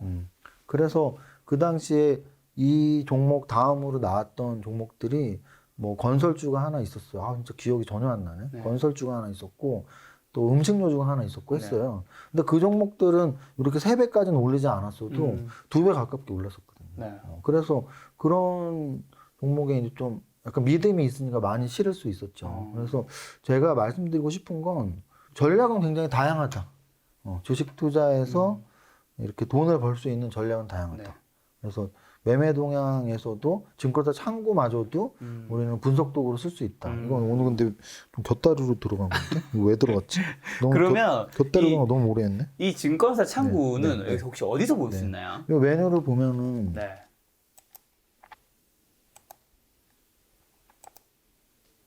여기죠, 여기. 그래서 예를 들어 이 대한화섬이면 네. 이렇게 봐서 동양 오리온에서 하나도 사질 않은 거예요. 예를 들어 이렇게 보면 모건 스탠리에서 요 날짜에 이렇게 샀다라는 거. 이게 지금 거래가 별로 없는 종목이라서 그런데 예를 들어서 모건 스탠리에서 삼성전자라는 주식을 네. 일자별로 3월 26일 날은 매수, 매도 말고 이 순으로 봐야 돼요, 순. 네. 그럼 모건 스탠리는 지금 4일 내내 지금 순매도를 하고 있다라고 보면 되는 거고. 그렇죠. 예를 들어서 뭐 미래에셋대우는 요즘 좀 이렇게 순매수를 하네 뭐 이렇게 볼 수 있는 거죠. 그러니까 이게 아까 제가 말씀드린 대로 저는 이제 대한화섬에서 어느 종목이 순매수를 하는지 이 증권사를 이 거래원 증권사를 다 눌러본 거고 네. 다 눌러보고 나서 이제 CS랑 메일린치가 거래도 별로 없는 회사인데 많이 샀네 그걸 확인을 하고서 이제 여기 있는 종목들을 계속 바꿔가면서 그 두 개만 확인을 계속 한 거죠. 순매수가 들어왔는지. 옆에 CS나 멜린치 그건 고정값이니까 그렇죠. 이 종목만 바꾼 거죠. 종목 도대체 몇 개 돌리신 거예요? 전 종목을 다 봤죠. 전 종목을 다 봤죠. 그래서 이런 기법들이, 그러니까 사실 저런 거예요. 그러니까 뭐냐면 SK 바이오사이언스 네. 물량을 상따로 따상으로 네. 첫날 이제 여기 있잖아요. 네. 이거 한번 지금 한번 제가 보여드릴게요. SK 바이오사이언스에서 제가 이걸 왜 보여드리냐면 따상을 만든 증권사는 어디인가? 보세요. SK 바이오사이언스에서 아까 봤던 이렇게 보면 제가 교보증권을 보여드릴게요. 교보. 여기 보이죠? 네. 이게 이제 창구 분석 주포가 나갔냐 안 나갔냐 볼 수 있는 건데 이날 SK 바이오사이언스의 따상에서 첫날 거래량이 네. 보시면 87만 주예요. 87만 주. 네. 첫날 거래량이. 오. 87만 주 중에 교보가 얼마를 받았냐면 52만 52만 주를 받았어요. 아. 그 52만 주를 받은 애들이 다음날 다 나갔잖아요. 네. 51만 주 나갔잖아요. 그럼 네네. 이날 산 애들이 이날 다 나간 거예요. 네. 그러면은 여기서 이제 두 가지를 알 수 있어요. 하나는 창구 분석 이거 지금 극단적으로 하루하루 얘기하는 거지만 이거를 일주일로 늘려도 되고 한 달로 늘려도 돼요. 네. 그러면 결국은 주포가 어디서 매집을 했고 그거를 팔고 입고를 바로 파악이 가능하죠. 네네. 이거 주포라는 표현은 뭐하지만 상따 처음에 이날 했던 사람들은 교보문고가 확실해요. 네. 근데 이제 이날 다시 다 판 거죠. 그러면 이 둘째 날이 시초가가 12%니까 네. 10% 평균 10%씩 팔았을 거 아니에요. 그럼 이게 얼마겠어요? 50만 주를 종가가 16만 원이었으니까 네. 50만 주를 15만 원에만 샀어도 이게 거래 대금이 이날 굉장히 터졌을 텐데 몇백억이. 네. 그러면 몇백억에서 10%를 벌었으면 몇십억을 벌었단 말이에요. 하루에. 네. 하루에 몇십억 번 거죠. 그러니까 이게 이제 주포가 들어왔냐 나갔냐를 이렇게 증권사 창구 분석할 수 있다는 걸 가르쳐 드린 거고 네. 또 하나는 동번호법이 많다라는 걸 설명드리는 건데 이런 진짜 잡기술인데요. 네. 굉장히 많아요. 그럼 이거는 뭐냐면 왜 제가 교보문고를 알고 있냐면 교보문고에서 이런 신규 상장 종목을 제일 잘 잡아가요. 80만 주 중에 50만 주 잡아갔다는 건 증권사 거래대금 평균적인 거에 비해서 굉장히 특이한 거란 말이에요. 평균적인 거래대금은 키움증권이 제일 높고 네. 또는 미래에셋대우랄지 한국투자증권이랄지 네. 뭐 이런 좀 시총 크고 거래하는 사람들이 많은 곳이잖아요. 교보는 그렇게 많지 않아요. 네. 근데 이렇게 이걸 많이 잡았던 얘기는 가장 선이 빠른 거예요. 응? 교보의 선이 가장 빠른 거예요. 손이 빠르다고? 선. 선이 주문 들어가는 속도가 가장 빠르다는 얘기죠. 주문 들어가는 속도. 그게 무슨 뜻인가요? 무슨 속도가 뜻이냐면 빠르다. 자 보세요. 네. 원래는 동시호가라는 제도가 있잖아요. 그쵸. 그러니까 이게 주식 투자하시는 분들이 네. 이런 제도를 모르는 게 너무 많아. 그러니까 이게 뭐 어떤 잡기술이나 여러 가지 투자 전략을 쓰려면 하나라도 알면은 여러 가지 기술들이 나오는데 네네. 이거는 이제 뭐로 설명할 수 있냐면 동시호가 제도는 네. 예를 들어 8시 뭐 40분부터 9시 안에 우리가 주문을 넣으면 네. 그 주문 넣은 거를 뭐 매수 10,000원, 12,000원 또는 매도 11,000원, 10,000원 하면 그거를 딱 결제가 딱 되게끔 해서 동시호가라는 얘기는 시초가를 결정시키는 거예요. 네. 그럼 동시호가의 우선순위는 절대 선착순이 아니에요. 그래서 동시호가 제도가 있는 거죠. 네. 그럼 선착순이 아니고 고가 주문한 가격 우선이에요. 가격 우선. 네. 매수는 높은 가격 넣은 사람, 네. 매도는 낮은 가격 넣은 사람. 그렇죠. 그래서 동시호가 때는 그게 중요해요. 나는 꼭 사고 싶으면 상한가 주문 넣으면 되고 꼭 팔고 싶으면 뭐 시장가나 하한가 주문 내면 되죠. 네. 그래서 회선 속도 빠른 게 중요하지 않아요. 그런데 왜 신규 당장 따상에서는 회선 속도가 중요하냐면 네. 동시호가에서 시초가가 결정됐잖아요. 네. 시초가 결정되고 나서 거래가 되는 거거든요. 그러니까 시초가 9시 땡 했을 때 얘는 거래량이 아마 거의 없었을 거라고요. 그리고 나서 이제 바로 VI가 발동되고 네. 그 다음에 결정이 되는데 그러면 이 종목 따상을 물량을 잡고 싶으면 어떻게 하면 되냐면 네. 9시에 주문 넣는 거는 9시 전에 주문 넣는 건 의미가 없고 9시 땡 할 때 누가 제일 먼저 넣냐거든요. 근데 그게 속도 빠른 애가 가장 먼저 들어간다는 거죠. 그 속도 빠른 게 교보증권이기 때문이에요. 네. 그래서 그런 말들이 있죠. 왜 교보증권이 제일 빠르냐? 네. 근데 교보증권이 우리나라 1호 증권사기 때문에 빨라. 뭐 이런 말은 있어요. 그리고 이런 속도가 네. 모르겠어요. 김 작가님은 속도에 대해서 처음 들어보는지 모르겠는데 네. 영어로 HTF 고주파 매매란 말이 있거든요. 그래서 제가 원래 이거는 이제 미국에서부터 시작되었고 영어로 우리가 보통 쓰는데 저는 이제 고주파 매매라는 말만 기억이 고주파 나는데 매매. 고주파 초단타 매매 HFT. 그래서 이게 이제 예전에 이제 한참 논란이 됐던 게 뭐냐면 네.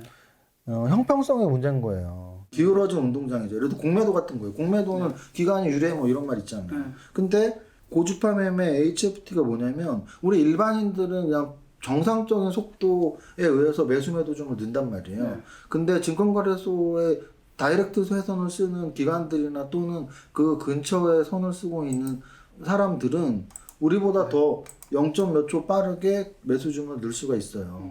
그럼 이런 거죠. 아주 쉽게 설명을 드리면 삼성전자를 그러니까 진짜 예를 드는 거예요. 삼성전자라는 종목이 있는데 뭐 가격도 전 그냥 10,000원이라고 할게요. 네. 삼성전자 10,000원이라는 종목이 있는데 지금 10,000원에 한 명은 매수를 사겠다고 지금 하고 있어요. 네. 근데 예를 들어서 뭐 9,500원에 사겠다고 하는 거죠. 그리고 또 한 명은 1,500원에 팔겠다고 하는 거죠. 그러면 이 HFT를 이용해서 매수 주문 넣는 사람보다는 한 칸 위에 또는 매도 주문 넣는 사람보다 한 칸 아래 이렇게 계속 시스템화 시켜서 주문이 들어가면 그 무위험 차익 수준의 돈을 벌 수가 있어요. 그래서 이거를 했던 사람들이 굉장히 큰 돈을 벌었고 네. 굉장히 큰 돈 벌었는데 이제 이게 불법이냐 아니냐 해서 거의 불법으로 가닥이 났었죠. 그래서 지금은 거의 다 막힌 걸로 알고 있어요. 제가 알기로는. 네. 그래서 이 매매를 알고는 있지만 직접 해본 적은 없어서 뭐 설명을 좀 정확하게는 못하지만 이런 세계가 있다라는 거죠. 이런 세계가. 그래서 예를 들면 또 이것도 실제 얘기인데 네. 거래는 장중거래만 있는 게 아니고 거래 이후에 장후 시간의 단일가가 있고 장전 시간의 단일가가 있어요. 네.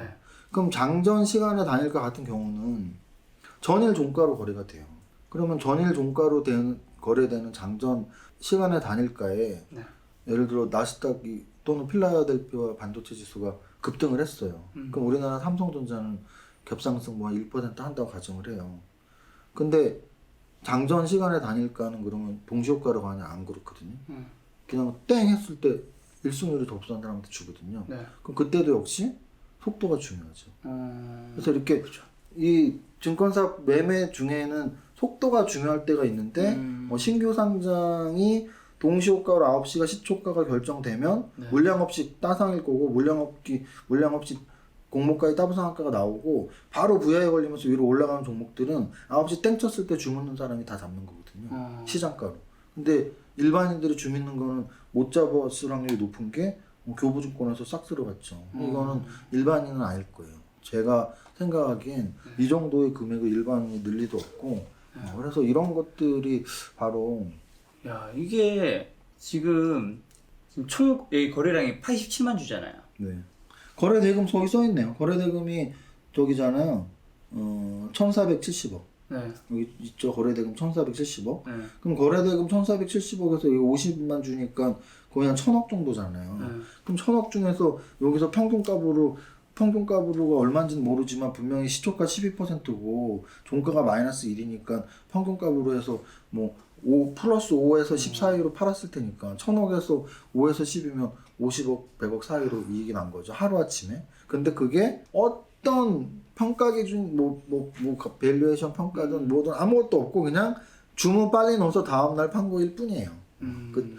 그런 것들은 사실은 야. 여러 가지 기법이 있고 이런 전략들이 있는데 제가 말씀드린 거 말고도 여러 가지가 있어요 진짜로. 네. 근데 이제 이게 아까 그 고주파 매매처럼 불법이냐 아니냐에서 불법이 아니라면 뭐 하나라도 알수록 좋은데 그 아는 방법은 많이 공부하고 책 찾아보고 네. 누가 뭐 해서 돈 벌었대 그럼 저는 그래서 누가 돈 벌었다 어떤 뭘 해서 돈 벌었다 해도 저는 그냥 넘어가진 않아요. 누가 돈 벌었다 그 사람 뭐 어떻게 했대? 무슨 매매를 어떻게 했대? 그래서 매매 잘 하시는 분도 많고 한데 다 기법이라는 게 있어요 알고 보면. 야, 지금 거래량이 87만 주인데 지금 여기서 교본증권에서 53만 주 정도 네. 가져간 거잖아요. 그 수많은 증권사가 있잖아요. 그렇죠. 제가 보여드릴게요. 야. 수많은 증권사 중에 예를 들어서 제일 많이 거래되는 데가 키움증권일 거 아니에요. 네.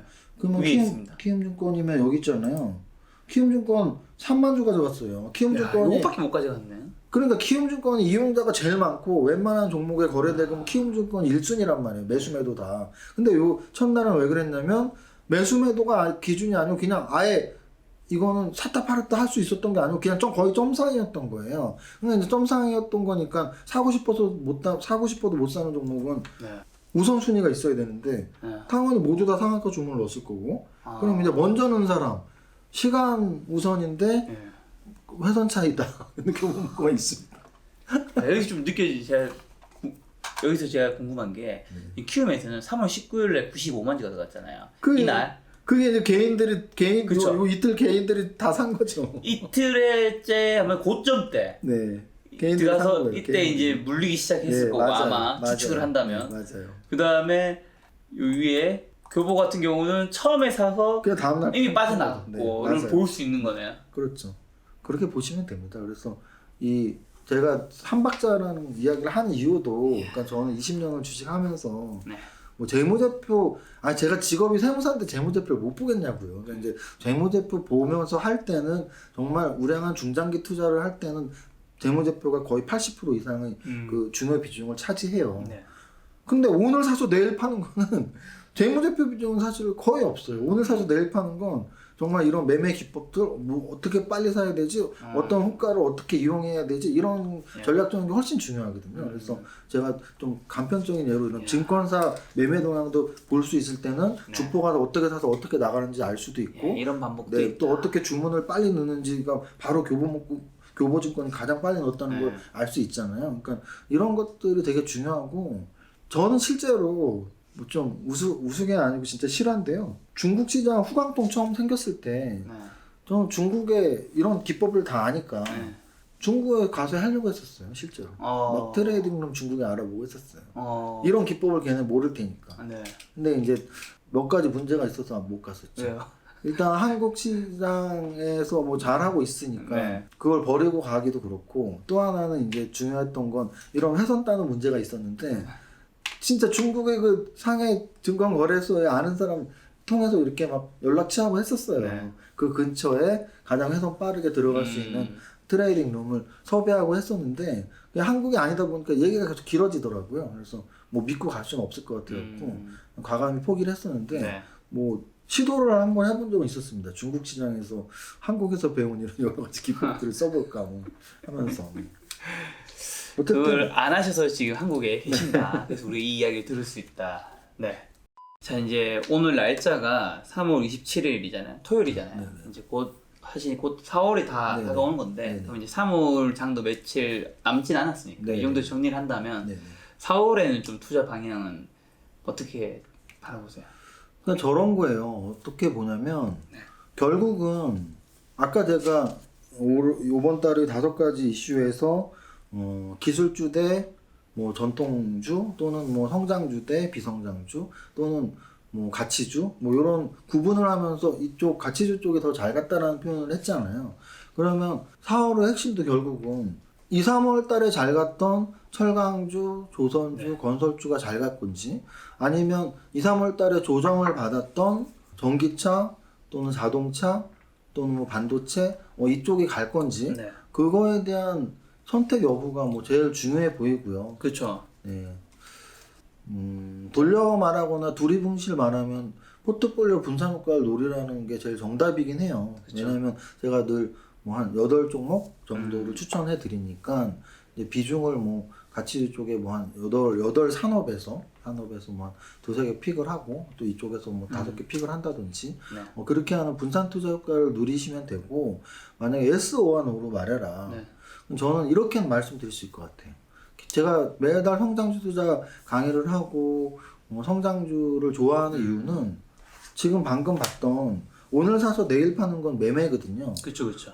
매매는 하루만 보는 게 아니고 한 달, 2달 볼 수도 있어요. 그럼 매매로 본다면 건설주나 조선주가 지금 강하니까 지금 강하니까 4월 달에도 강할 확률이 높다 이렇게 말씀드릴 수 있어요.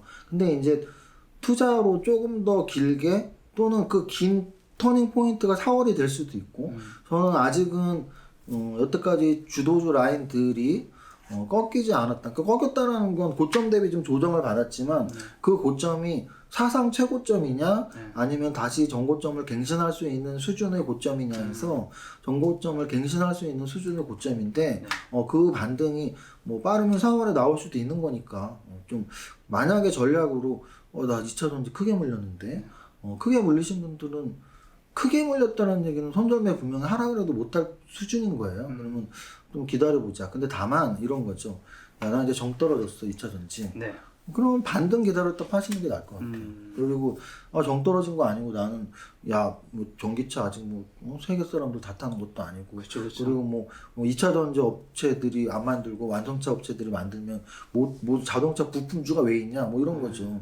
만도랑 뭐 SL이랑 한온 시스템 10조거든요. 아니 한온 시스템 같은 회사가 왜 있어요? 다 완성차 회사만 있으면 되지. 그래서 결국은 부품주들의 시총이 큰 이유는 자동차 완성차 회사들 다 못 만들기 때문이기 때문에 2차 전지를 뭐 하루아침에 만들 수 있을까? 뭐 이런 의견에 저도 동조를 하는 편입니다. 그래서 만약에 물림이 크다면 정말 불안하다면 손절매 해야겠지만 좀 미래 가치를 믿었다면 갖고 가시는 거 나쁘지 않다고 보고요. 다만 투자 원칙상으로는 저거죠. 손절매는 또 다른 내용이다. 저는 뭐 2차 전지랑 상관없이 손절매는 언제든지 안 좋다고 말씀을 드렸으니까 물렸다고 손절매 하시지 마라. 뭐 이 말씀을 드립니다. 이제 뭐 가치주냐 성장주냐를 떠나서 보는 업종 중에서는 4월 달에는 OTT는 지금 계속 가고 있는데 OTT와 더불어서 우주항공도 계속 또 얘기도 나오고 있는 것 같고 그래서 뭐 OTT, 우주항공 뭐 이런 쪽들도 계속 좀 봐야 될 것 같아요. 근데 요즘에 사실 뭐 2차 전지, 그다음에 뭐 전기차, 우주항공, OTT, 뭐 메타버스 막 굉장히 미래 4차 산업 관련된 것들이 많이 뜨잖아요. 근데 사실 이게 미래 언젠가는 다 이루어질 것들인데 제가 요즘 들으면서 든 생각 중 하나가 이게 다 같이 딱 되진 않잖아요. 네, 그렇죠. 순서대로 아마 되는 흐름이 있을 수 있을 거잖아요. 분명히 그렇죠, 어떤 게 될 것이고 그다음에 B가 될 것이고 네네네. 요런 순서가 약간 주가랑도 좀 연관이 있을까요? 그러니까 너무 멀리 있는 거는 사실 지금 사는 거면 오히려 너무 오래 기다려야 될 수도 있을 그것도 것이고 맞죠. 그런 걸 좀 생각해야 될까요? 그거 너무 당연한 말이죠. 그래서 뭐 다가올 미래가 가까울수록 네. 당연히 더 주가 상승에는 탄력이 있겠죠. 예를 들면 이렇게 보시면 돼요. 구독자 수 많은 유튜브에서 대선 관련주를 굳이 뭐 말씀드리고 싶진 않지만 네. 그래도 대선 관련주에 대해서 짧게 말씀드리면 네. 대선은 내년이거든요. 근데 가장 3월 달에 이슈가 됐었던 대선 관련 주에서 네. 뭐 여당의 대선 후보가 누구냐, 야당의 대선 후보가 누구냐보다 서울시장 후보 관련해서 안철수 의원, 전 의원 또는 오세훈 전 시장 두 분의 그 야당 단일화에서 누가 되는지의 주가 움직임이 굉장히 크게 동요를 했었거든요. 그래서 실제로 안철수 관련주는 급락이 나왔고 오세훈 관련주 급등이 나왔었죠. 그 이유는 뭐냐면 지금 딱 말씀하신 그런 부분이에요. 대선 관련주랑 상관없이 서울시장인데 네. 눈앞에 있는 거죠. 그쵸. 진짜 큰 이벤트는 대선인데. 근데 마찬가지로 아까 말씀드린 여러 가지 4차 산업 혁명 중에 진짜 큰 거는 뭐 우주항공 이런 게 제일 크겠죠. 근데 이제 우주를 우리가 간다면 뭐 비행기를 왜 타? 우주선을 타면 되지. 만루타 터지겠는데? 아니 우주선 타면 되지 비행기를 왜 타요? 그래서 뭐 그런 게 제일 클 텐데 과연 이제 제일 큰 것도 중요하지만 바로 앞에 있느냐가 이제 중요한데 저는 그래서 사실은 2차 전지에 대한 약간의 확신이 있었어요. 아까도 제가 조금 확신 있게 말을 여러 번 해서 더 좀 무거운 마음이 일단 반성을 했어요. 근데 이제 왜 그런 생각을 했냐면 저는 제 논리는 딱 그 논리였거든요. 멀리 있는 것도 중요하지만 전기차는 사실은 대단한 건 아니잖아요. 왜냐면 우리 지금 타고 있으니까. 2차 전지가 뭐가 대단해요. 지금 시총이 무슨 탑10 안에 다 들어가 있는데. 그런데 그럼에도 불구하고 뭐 우주항공, 로봇, 메타버스보다 2차 전지를 굉장히 좋게 봤던 건 멀리 있지 않은 가까이에 있는 근데 아직도 성장성이 높은 이렇게 본 거거든요. 그래서 하여간 그걸 절묘하게 해봐야 될 것 같아요. 너무 멀리 있지도 않지만 너무 또 가깝게 와도 이게 주가는 사실은 제로가 안 나왔을 때 가장 많이 오르는 건 확실해요. 그래서 우주를 갈 수 있어?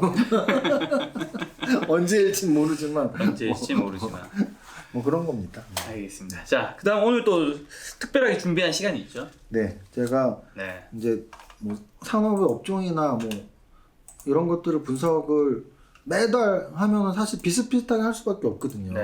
그래서 매달 하기에 좀 부담스럽지 않은 것을 코너 속의 코너죠. 제가 한 달에 한 번 오는데 뭐 탑다운 방식으로 지수 또는 지수에 영향을 미친 이슈들 또는 산업의 주가 흐름들 이런 건 기본적으로 말씀을 드리고 이제 매달 공부 왜냐면은 이 이론과 실전을 병행해야 돼요 주식은. 근데 이제 매일매일의 시황 오늘 지수 떨어졌네 올랐네 뭐 오늘 뭐 2차 전지 떨어졌네 금융주 떨어졌네 올랐네 이것만 매일 보다간 사실 수박 겉핥기밖에 되지 않을 수도 있거든요. 그래서 공부를 좀 매달 하나씩 하고 싶은데 오늘은 그래도 공부 중에 써있지만 실전 공부잖아요. 그래서 여러분들이 좀 기초 개념 잡기에 뭐 좋은 거 8가지를 제가 한번 갖고 와서 설명을 드려보겠습니다. 그래서 8가지 여기 써있듯이 다 투자법들이에요. 그래서 제가 주식을 20년 이상 하면서 정말 많은 기법들이 있어요. 거의 한 8,000가지 정도? 제가 팔자를 좋아하기 때문에 800가지라고 하려다가 왠지 800가지 적은 것 같아서 정말 많은 기법들이 있어요. 정말로. 정말 전문가가 100명이면 100명이 다 다르거든요. 그렇죠. 뭐, 진짜 8,000가지는 있는데 저는 다 알아요. 왜냐면 누가 성공했다고 다 들으니까. 그래서 저 사람 저렇게 배웠구나 저렇게 배웠구나. 근데 그 중에서 많은 알고 있는 기법 중에 제가 정말 해서 돈도 벌고 제 원칙으로 삼았던 전략이 8가지를 대표적으로 쓸 수가 있거든요. 그래서 8가지 하나씩 말씀드려 볼게요. 첫 번째는 3박자 투자법인데요. 절대 책 간 거 아니에요. 근데 작년 10월에 개정판이 나왔었고요.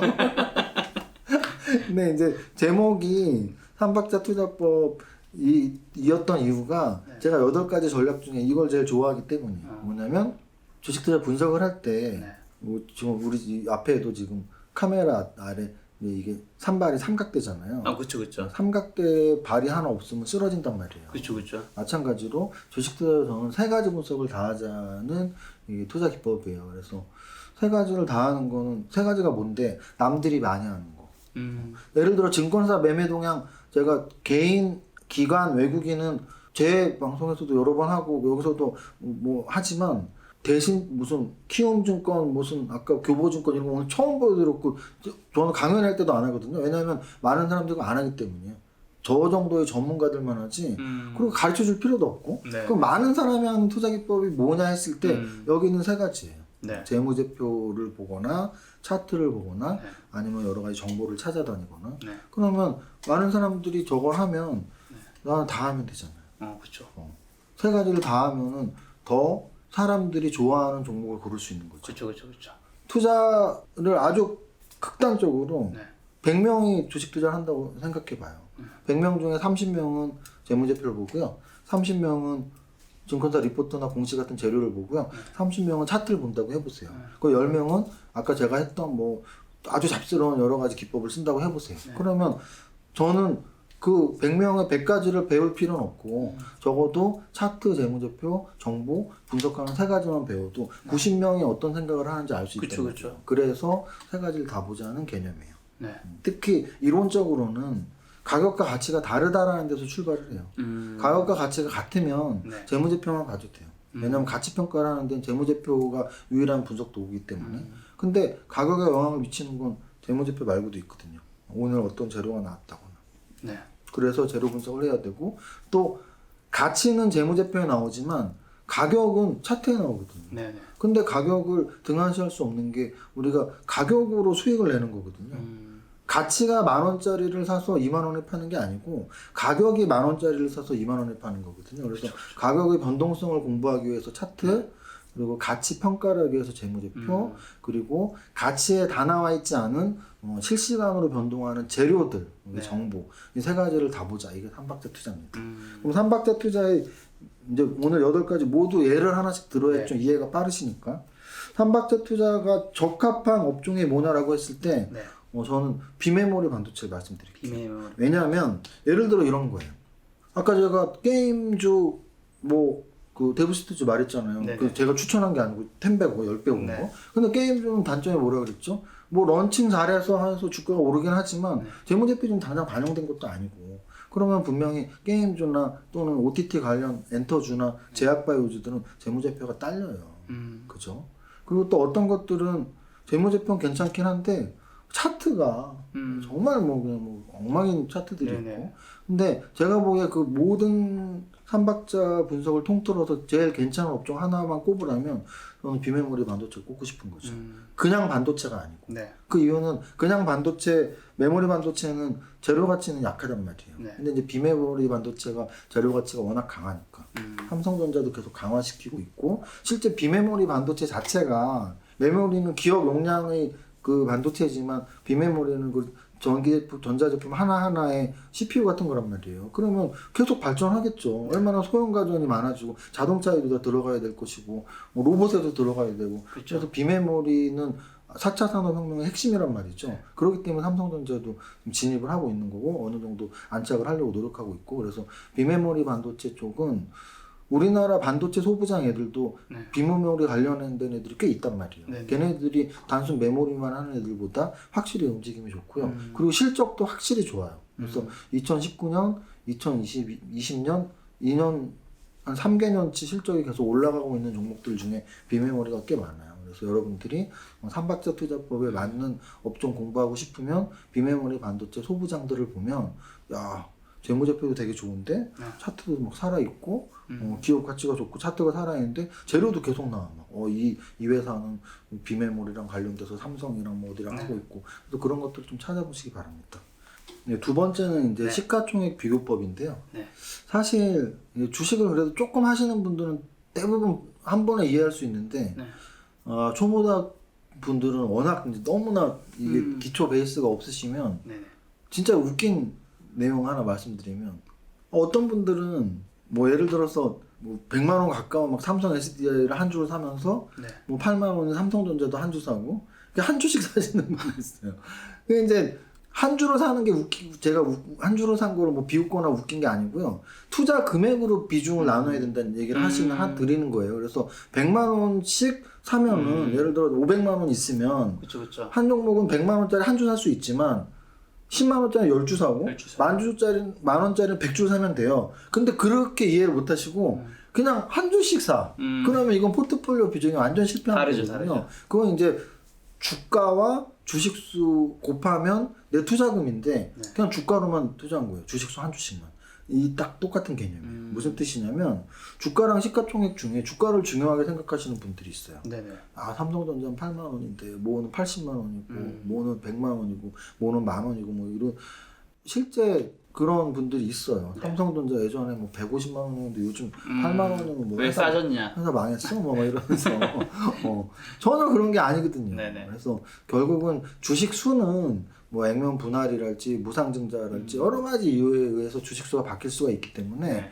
주가는 주식수가 바뀌면서 액면 분할을 10분의 1로 하면 주가는 10분의 1 토막 나는 거고 무상증자를 1대1 무상증자를 하면 주식수가 2배가 되는 거거든요. 그럼 주가는 역시 권리락이 반으로 내려가요. 그래서 주가는 비교 대상이 전혀 아니다. 시가총액을 해야 된다. 그래서 네. 시가총액이 중요하다라는 걸 꼭 기억하시고 그래서 비교 대상은 역시 퍼도 아니에요. 왜냐면 퍼는 그런 분들이 있어요. 야, 퍼가 10은 좋은 거고 100은 나쁜 거야. 그렇지 않아요. 왜냐면 퍼에는 어떤 개념만 있는 거예요. 주가하고 이익, 단기순이익의 비교일 뿐이에요. 근데 회사를 평가할 때 단기순이익으로만 평가하지 않거든요. 네. 주가에 영향을 미치는 게 단기순이익만 있는 게 아니에요. 그러니까 PBR이라는 또 지표가 있죠. 네. PBR은 자산으로만 평가하죠. 네. 순자산으로만. 그렇죠. 근데 또 주가를 평가하는 데 있어서 자산으로만 평가되지도 않아요. 그렇죠. 그러니까 PSR은 또 매출액으로 평가하고 근데 더 중요한 건 주가를 평가할 때 재무제표로만 평가하지도 않아요.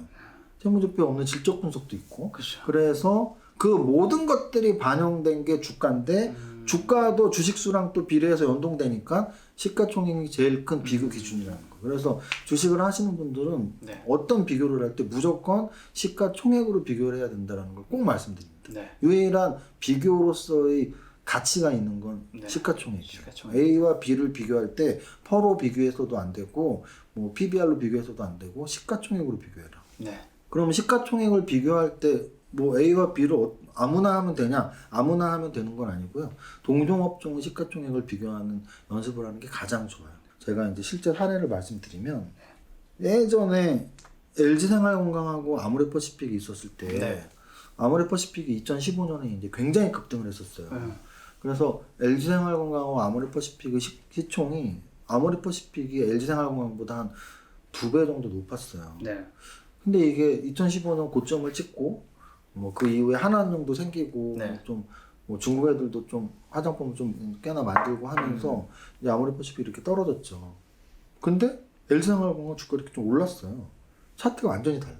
뭐 나중에 사후적인 얘기지만 분석으로는 LG생활건강은 생활용품 비중도 좀 높았고 뭐 그래서 였다라는 분석도 있지만 어쨌든 팩트로는 아모레퍼시픽의 주가가 떨어지고 LG생활건강의 주가가 올라가면서 시총이 역전되는 순간이 있었습니다.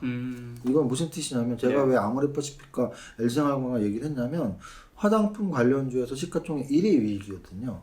근데 이제 역전이 되는 포인트가 왜 중요하냐면 역전되고서 몇 달 이상을 지켜내면 1위 기업이 그게 굳어지는 경우가 많아요.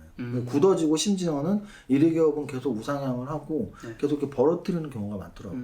그때 이제 LG생활건강과 아모레퍼시픽의 시총이 비슷해졌고 역전됐고 뭐 그 이후에 LG생활건강은 확실히 위로 올라가고 아모레퍼시픽은 좀 내려가고 그런 게 이제 하나 있었고요. 가장 근래에서 얘는 넷마블하고 엔소프트를 들 수 있어요. 넷마블이 신규 상장됐을 때 시가총액 1위였어요. 넷마블이 1위였었고 엔소프트가 2위였단 말이에요. 근데 이제 신규 상장되고 나서 넷마블은 신규 상장 고점을 찍고 쭉 밀렸고 반대로 엔소프트는 뭐 리니지가 워낙 뭐 강성 팬들도 많고 수익성 높으니까 계속 오르고 그래서 결국은 역시 어느 시점인가 엔소프트가 시가총액 2위에서 1위로 바뀔 때가 있었거든요. 그 이후에 한 번도 1등을 뺏기지 않고 쭉 올라갔고 그래서 동종업계에서 시가총액 1위와 2위가 바뀐다는 건 굉장히 큰 의미가 있어요. 예를 들어 공부 잘하는 전교 1등과 2등이 바뀌는 거예요.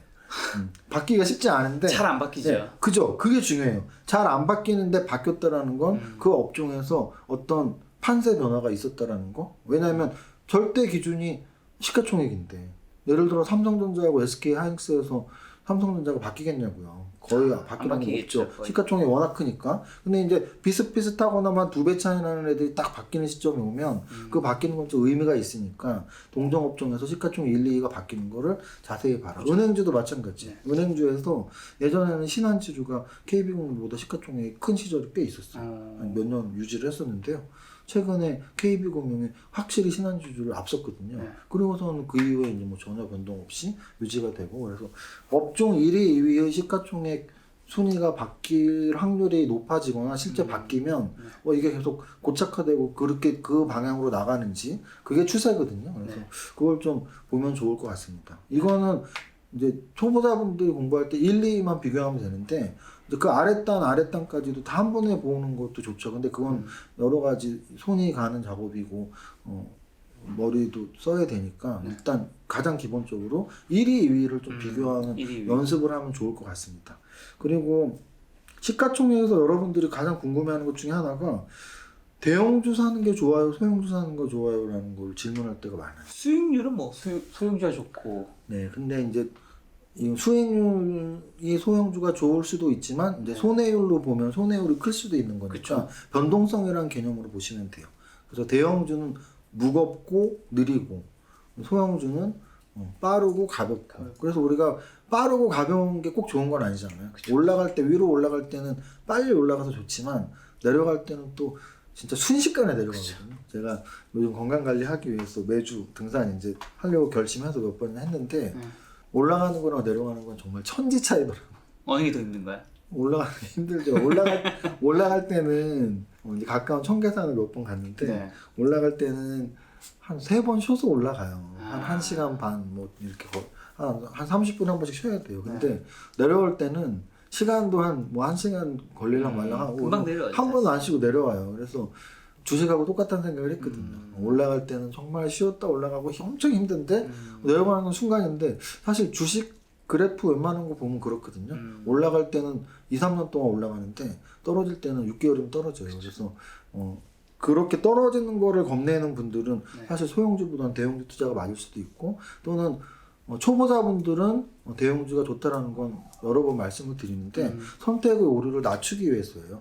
시가총액 1위, 2위 정도만 보는 거는 한 전체 업종이 뭐 한 30개니까 100종목도 안 봐도 돼요. 그쵸. 근데 막 5천억짜리, 1,000억짜리까지 보려면 2천 종목을 다 봐야 되는데 볼 시간도 없을 뿐더러 이제 선택 오류가 나오는 거죠. 상장 폐지가 되는 종목을 갖고 있을 수도 있고 감자되는 종목을 갖고 있을 수도 있고. 근데 이제 뭐 시가총액 1위 기업은 그럴 확률이 아주 낮으니까 그렇게 접근하시면 될 것 같습니다.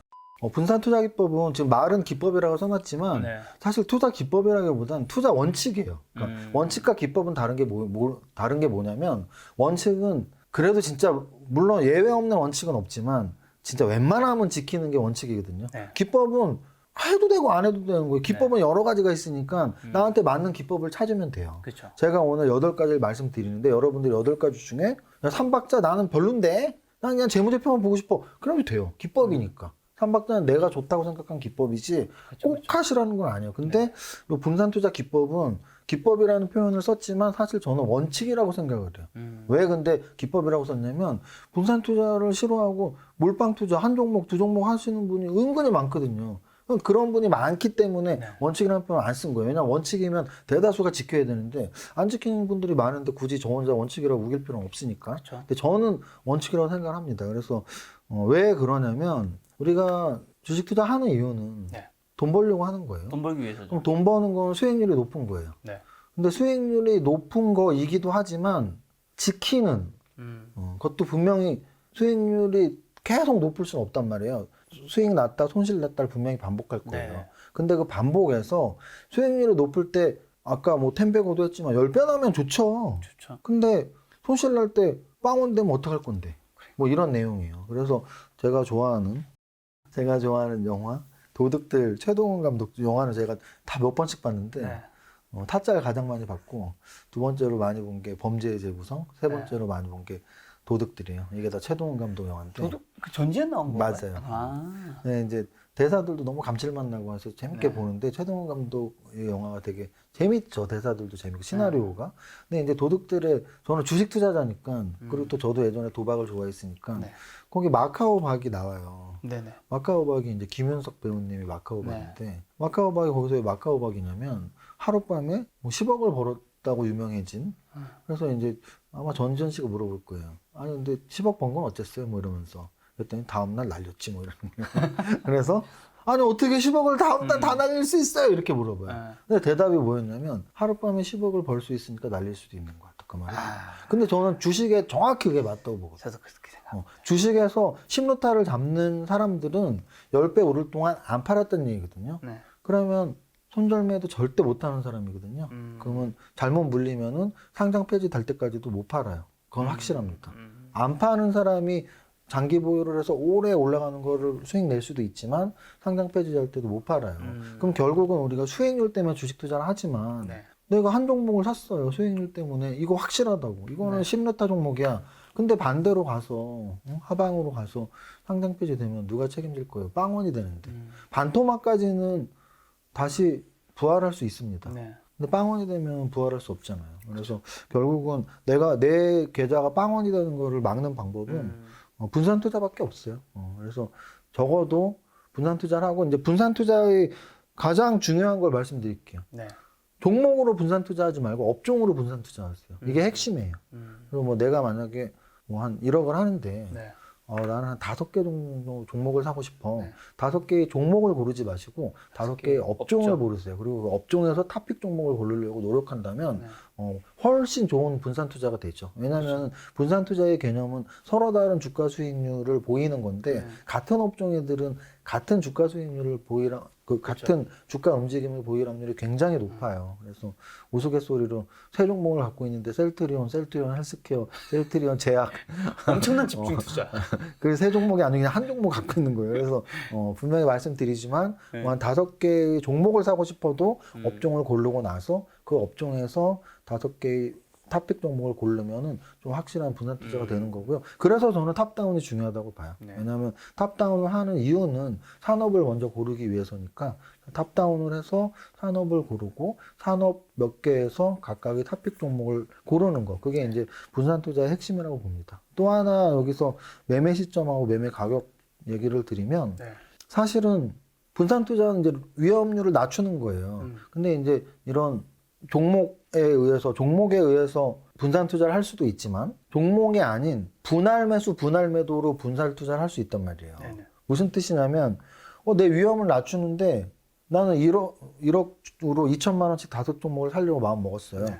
그럼 이제 첫 번째 종목인 삼성전자를 사는데 2천만 원을 한 번에 사는 게 낫냐? 쪼개서 사는 게 낫냐의 문제예요. 당연히 쪼개서 사는 게 내 위험을 낮추죠. 그렇죠. 그럼 쪼개는 방법은 두 가지가 있다는 얘기예요. 하나는 매수 시점. 오늘 사고 일주일 있다 사고 일주일 있다 사고. 네. 이게 매수 시점이에요. 매수 가격은 10,000원에 사고 11,000원에 사고 9,000원에 사고 이게 매수 가격이에요. 그래서 제가 물타기랑 분할 매수는 다르다라고 여러 번 말씀드린 이유가 물타기는 나 한 종목에 2천만 원 살려고 해서 샀어요 오늘. 네. 오늘 샀는데 이게 겁나 떨어지네? 그러면 떨어지면 마음이 불편하거든요. 아 이거 나 본전되려면 근데 매수 단가 낮추면 쉬울 것 같아. 그래서 2천만 원 샀던 거를 저기서 끌어와서 딴 거 막 팔고 2천 더 사고 2천 더 사고 해서 내 총 투자금은 1억이 거기 물타기면서 다 들어가는 거죠. 이거는 내 원래 투자 계획이랑 달라진 거예요. 이게 물타기고 네. 분산 투자는 분산으로 분할 매수는 뭐냐면 원래 2천만 원 사려고 했는데 나 500만 원씩 4번, 1,000만 원씩 2번 이렇게 사야지. 이게 분할 매수거든요. 그래서 분할 매수, 분할 매도도 분산 투자 중에 하나다. 왜? 단가를 평균화시키니까. 그래서 단가 평균화를 좀 더 전문적으로 했을 때는 네. 코스트 에버리징 효과를 누릴 수도 있어요. 그래서 적립식으로 이제 젊은 분들, 뭐 20대 후반, 네. 뭐 30대 초반 젊은 분들도 요즘 주식 투자 많이 하는데 네. 이런 분들 있어요. 목돈을 뭐 1,000만 원이라도 모아서 하는 게 나을까요? 저는 매달 50만 원씩 지금 저금하고 있는데요. 네. 그러면 저는 과감히 그렇게 말씀드리고 싶어요. 저도 20대에 돈 벌 때 월급으로 다 주식을 했다고 말씀드렸었는데 요즘은 더욱더 그렇죠. 금리가 거의 없으니까. 그래서 50만 원을 막 1년 6개월 동안 1,000만 원을 모아서 1,000만 원으로 주식 투자하는 거나 아니면 매달 50만 원으로 매달 적립식으로 펀드를 가입하라는 게 아니고 직접 투자하고 싶으시면 50만 원으로 매달 월급 받은 날 미리 한 달 동안 공부 열심히 해서 이 종목 사야지 하고 사는 거나 오히려 적립식으로 매달 50만 원 넣으신 분이 더 포트폴리오 분산 효과는 더 적합할 수 있는 거죠. 네. 이렇게 말씀을 드립니다. 네 번째는 네. 상한가 매매 기법인데요. 사실 상한가 매매 기법은 요즘은 그렇게 중요하진 않아요. 네. 왜냐면은 상한가 종목이 많이 안 나오니까. 많이 안 나옵니다, 요즘은. 많이 나와봐야 3개, 더 많이 나오면 5개, 6개까지 30%로 바뀌었기 때문에. 근데 이제 이 기법을 저는 여기 원래 제 교재에 놓고 싶었던 건 네. 제가 상한가 매매 기법으로 돈을 제일 많이 벌었기 때문에. 예전에 상한가가 15%대는 상한가 하루에 한 30개씩 나왔단 말이에요. 이제 상한가 매매 기법은 뭐냐면 첫날 상한가 치는 첫 상한가를 잘 장중에 따라잡으면 그게 한 2방, 3방, 4방 가면은 그냥 하루 만에 15%, 이틀 30%, 그것도 복리니까 한 며칠 안에 50%도 쉽게 벌 수 있는 게 상한가 매매 기법이었어요. 30개 중에 잘만 잡으면 3연속, 4연속 상한가를 잡을 수 있으니까. 근데 요즘은 2개, 3개가 상한가가 나오고 걔들이 2연속, 3연속 가락률이 거의 없거든요. 그래서 이제 상한가 매매 기법은 중요하지 않고요. 근데 더 중요한 건 상승률 매매 기법을 하면 돼요. 뭐냐면 아까 HMM이나 데브시터즈 같은 경우에 네. 갑자기 10배 간 게 아니거든요. 턱걸이도 10개 하려면 1개하고 10개 가는 것처럼 상승률이 10배 가려면 분명히 하루에 상한가 친 적도 있을 거고 5% 오른 적도 있고 10% 오른 적도 있고 그러면 매일매일 상승률 상위 종목들을 검색하면 네. 걔네들이 다 나올 거란 말이에요. 그러면 얘네 재료가 진짜 좋네. 그럼 얘네는 오늘도 10% 올랐지만 앞으로 2배는 더 가겠는데? 네. 뭐 이런 종목들을 찾아낼 수가 있어요. 그래서 상승률 매매 기법의 핵심은 그 종목들이 재료를 찾고 네. 이 종목이 진짜 앞으로 더 하락률이 높구나 아니면 별로 없구나 그러면 또 역으로 이렇게 말씀하시는 분도 있을 거예요. 하락률 상위 종목 찾아서 낮게 떨어지는 거 사는 건 어떠냐. 저는 그건 좀 반대예요. 왜냐면은 예전에 상한가 따라잡기가 있듯이 핫따라는 것도 있었어요. 네네. 하한가 따라잡기. 하한가에서 갑자기 그 다음날 또 올라갈 때가 있어요. 근데 이제 하락률 상위 종목들을 공부하면 그 종목들은 어떤 재료가 있을까요? 떨어진 악재가 있겠죠. 네. 그 악재의 소멸은 호재니까 악재의 소멸을 기다리거나 막 분석을 해야 되는데 이게 리스크가 커요. 악재가 소멸하지 않고 계속 악재로 남아있어서 주가를 늘릴 확률이 있기 때문에 악재를 가진 하락률 종목보다 호재를 가진 상승률 종목을 분석하고 정보를 분석하는 게 좀 더 유리하지 않을까 생각을 합니다. 네. 그 다음에 짝짓기 매매인데요. 짝짓기 매매 기법. 네. 그래서 짝짓기 매매도 굉장히 전통적인 기법이에요. 네. 그래서 저는 이제 와인 공부를 좀 많이 했는데 네. 와인에서 마리아주라는 게 있어요. 마리아주. 마리아주는 와인과 음식의 궁합 이런 걸 말하는 거예요. 그래서 마리아주가 궁합인 게 이제 영어로 메리지. 그래서 메리지가 뭐 저거잖아요. 결혼 뭐 이런 거잖아요. 네네. 결혼, 뭐 궁합, 뭐 이런 거거든요. 뜻이. 그래서 이제 불어로 마리아주죠. 메리지가. 그래서 이게 궁합이 맞는 사람들 또는 와인과 음식의 궁합 이런데도 이렇게 모든 거에는 다 궁합이 맞는 게 있잖아요. 근데 이제 주식도 그래요. 주식에서는 우리가 어떻게 알 수 있냐면 어떤 재료가 나왔을 때 그 재료에 같이 움직이는 애들. 그게 이제 한 묶음으로 묶을 수가 있는 거고 궁합이 맞는 한 묶음으로 묶을 수가 있고 그걸 우리는 소위 테마주라고 해요. 그러면 테마주를 나쁘게만 보시는 분들은 야, 테마주 들어가면 큰일 나. 근데 저는 테마주를 그런 뜻으로 말하는 게 아니고요. 반도체 관련주도 반도체 테마주인 거예요. 그래서 필라델피아 반도체 지수나 또는 비메모리 반도체 업계 영향들 또는 뭐 삼성전자의 움직임 이런 거에 의해서 같이 움직이는 애들 대부분 반도체 산업의 관련주들이 같이 움직이거든요. 그게 반도체 테마인 거예요. 예를 들어 폭스바겐에서 우리나라를 지목하지는 않았지만 이제 파워치 안 할 거야 그랬더니 LG 화학 떨어지고 뭐 SK 이노베이션 떨어지고 또 그 아래에 단에 있는 에코프로비엠이나 여러 가지 2차 전지가 다 떨어졌어요. 그럼 걔네는 2차 전지 산업이면서 사실 2차 전지 산업이란 말이 요즘 나온 말이고 그냥 그 재료에 같이 움직이는 테마예요. 그래서 이제 이런 것들을 알면은 좋은 점이 뭐냐면 상승할 때 1등주가 움직일 때 2, 3등주를 내가 미리 알고 있다면 같이 살 수가 있는 거죠. 그래서 미리 짝을 정해놓는 게 좋아요. 그러면 짝을 정해놓는 방법은 증권사 프로그램에서 관심 종목이라는 기능이 다 있어요. 네네. 그럼 관심 종목에 뭐 1번에는 반도체를 넣고 2번에 2차전지를 넣고 3번에 엔터주를 넣고 그러면은 기본적으로 한 20개 정도면 거의 커버가 돼요. 그리고 새롭게 내가 안 만들어 놓은 그룹핑 해야 될 게 새롭게 나오면 21번에 넣으면 되니까 여러분들이 그런 그룹핑하는 것도 HTS 다 눌러보면 다 나오니까 한번 해보시고요. 그래서 그 대장주랑 쫄개주가 같이 움직이는 것들은 장중에 사실 보면은 좀 쉬워요. 왜냐하면 상승률로 정렬을 하면 돼요. 예를 들어 지난번에 우리 쿠팡 상장될 때 쿠팡 관련주들이 있었는데 네네. 걔네가 뭐 한 7, 8개가 있었을 거야 아마. 그 7, 8개를 같이 묶음을 해놓으면 상한가 제일 먼저 친 게 1등으로 1등주로 움직인 거예요. 근데 딴 애가 뭐 20%에서 움직여. 걔가 2등 주고 15%에서 움직이는 게 3등 주고. 그러면 1등주 상한가를 막아버렸잖아요. 네. 그러면 그 테마가 정말 강하면 2등주도 상한가 가락률이 있어요. 그러면 2등주인지 20%니까 20%에서 사면 상한가까지 10% 먹을 수 있잖아요. 이게 이제 이런 게 단기 매매의 기본이에요. 근데 중장기 투자랑은 상관이 없는데, 근데 중장기 투자도 똑같이 할 수 있어요. 왜냐하면 하루의 상승 흐름을 그렇게 했다면 네. 중장기 투자에서는 어떻게 하면 돼요? 반도체 관련주에서 대장주, 네. 삼성전자. 삼성전자 진짜 탄탄하게 가네?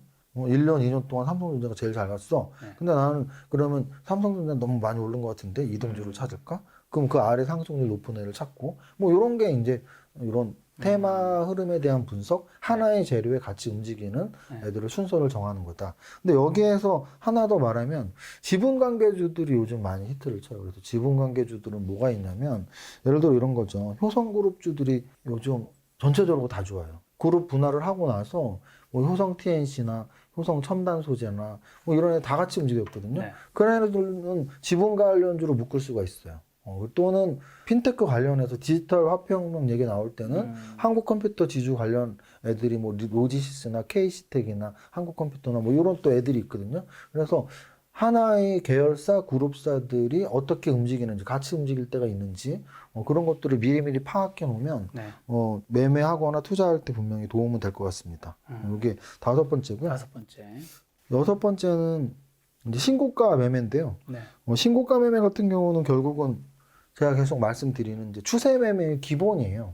추세는 셋 중에 하나예요. 상승 추세, 하락 추세, 비추세. 네. 비추세는 상승과 하락을 반복하지만 강하게 뭐 하나의 방향으로 가지 않는 거고요. 네. 하락 추세는 아랫 방향으로 가는 거고, 상승 추세는 윗 방향으로 가는 거고. 그랬을 때 결국은 윗 방향으로 가는 애를 일찍 들어가는 게 가장 좋은 이제 승률 높고 수익 많은 건데 그렇죠. 초기에 이제 진입하는 거는 빨리 포착을 실패하면 못 하는 거니까. 네. 그래서 중간에라도 들어갈 수 있는 이유는 언제 끝날지 모르니까 계속 올라가는 거를 믿고 그 추세를 믿고 들어가자는 얘기고, 그럼 추세에서 가장 강한 추세는 결국은 신고가를 일단 치고 있는 종목들이니까 신고가 치는 종목들을 모든 HTS 기능이 다 있어요. 상승률 상위 종목 기능도 있지만 네. 신고가 오늘 뭐 52주 신고가, 역사적 신고가 이런 기능이 있으니까 신고가 치는 종목들을 계속 보면서 와 얘는 신고가인데 예를 들어 이런 게 있어요. 아까 HMM처럼 최근에 막 5배, 10배 올라가서 계속 신고가 치는 종목도 있지만 네. 한 5년 전에 역사적 신고가를 이제 막 뚫은 애들이 있어요. 그럼 5년 동안 조정을 받았던 얘기거든요. 5년 동안 조정받고 이제 막 뚫는 애들이니까 그런 애들은 좀 더 고점이 아닐 확률도 높은 거죠. 10배씩 올라서 지금 신고가를 치는 애보다 네네. 신고가인데 이제 한 5년 전에 고점을 인제 뚫은 애들 뭐 이런 애들이 좋은 거라고 할 수 있고, 비추세 종목들도 사실은 조정장에서는 할만하거든요. 비추세 종목은 상승과 하락을 반복으로 이렇게 하는 종목들이니까 네. 뭐 하락에 사서 상승에 팔면 되는 건데 그건 이제 그 범위를 벗어날 때 매매 실패로 이어지는 경우가 있어요. 예를 들어 하락 저점에서 사서 상승 고점에서 팔았는데 상승 고점에서 팔았는데 더 올라가는 건 상관없어요. 어차피 내가 뭐 다른 종목도 바로 수익 내면 되니까. 근데 하락 저점에서 샀는데 다시 그럼 상승 고점 올라가야 되는데 하락도 좀 더 떨어져요. 이제 그게 매매 실패로 이어지는 경우가 많아요. 그래서 역시 매매가 쉬운 건 아니다.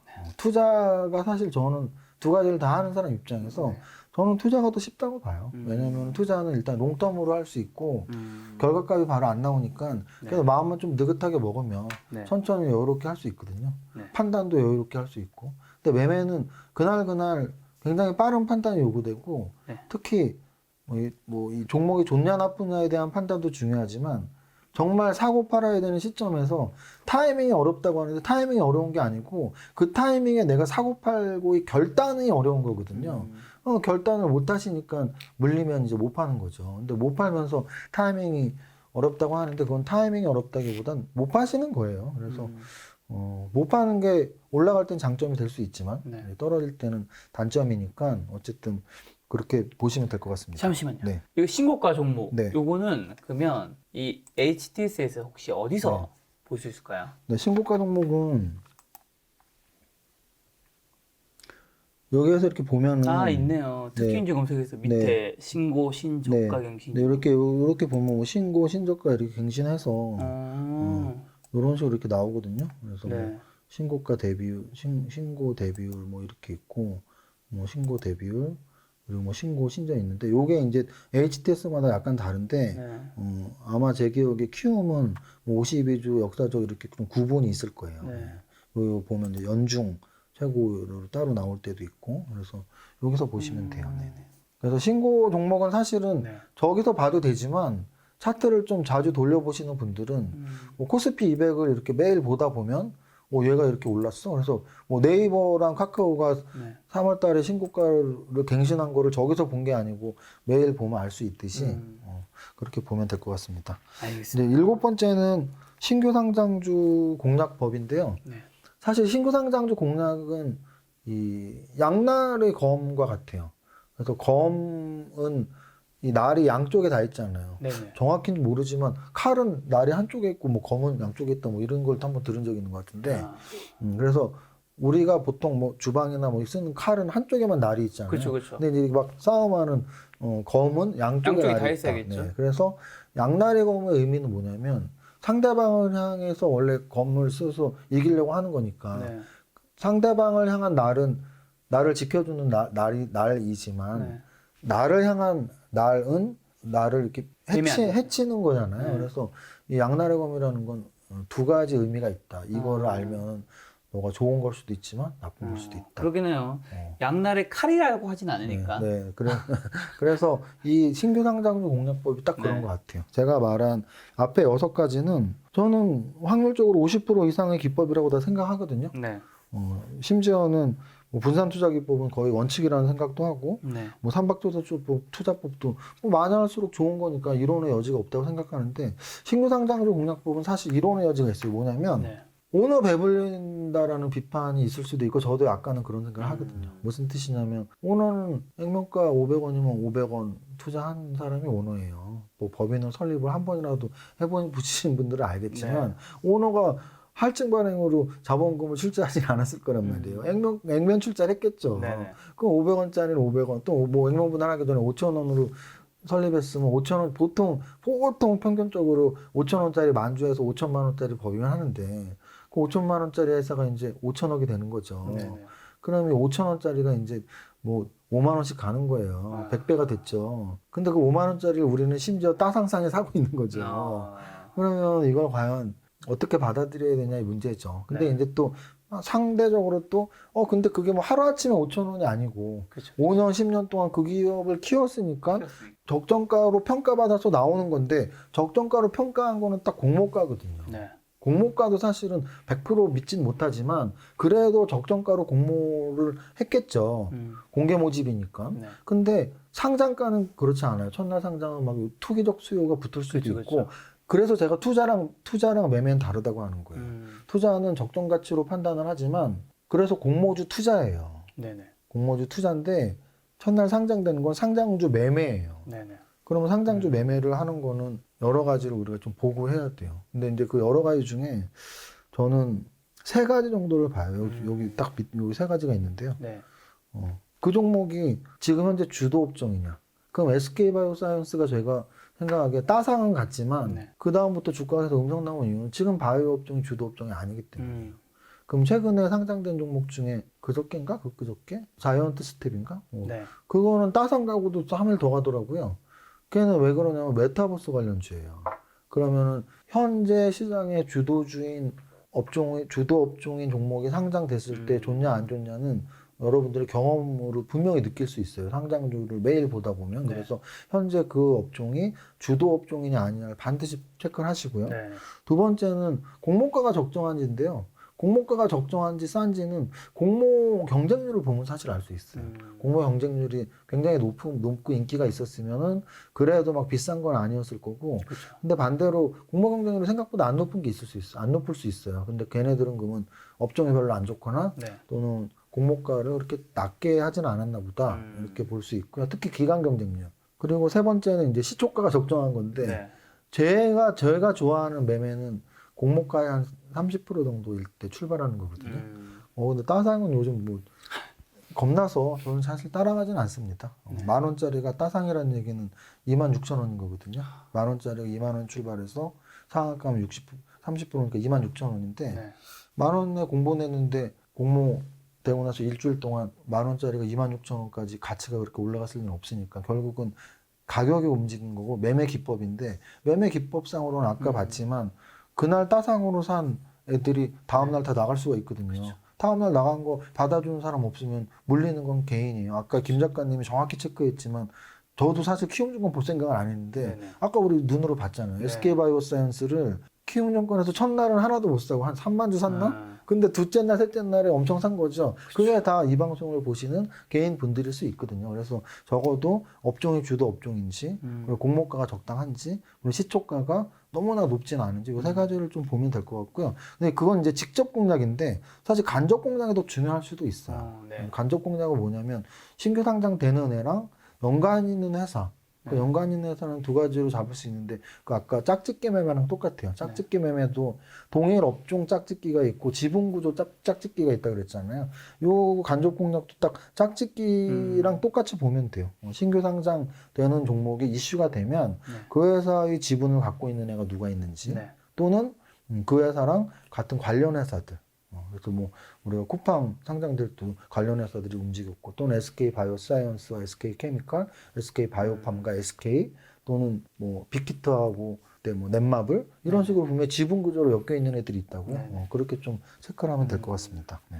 알겠습니다. 이제 마지막 남은 네, 마지막 여덟 번째는 생활 속의 종목 발굴이요. 사실은 초보 투자자분들에게 가장 추천해드리는 네네. 종목 발굴법이에요.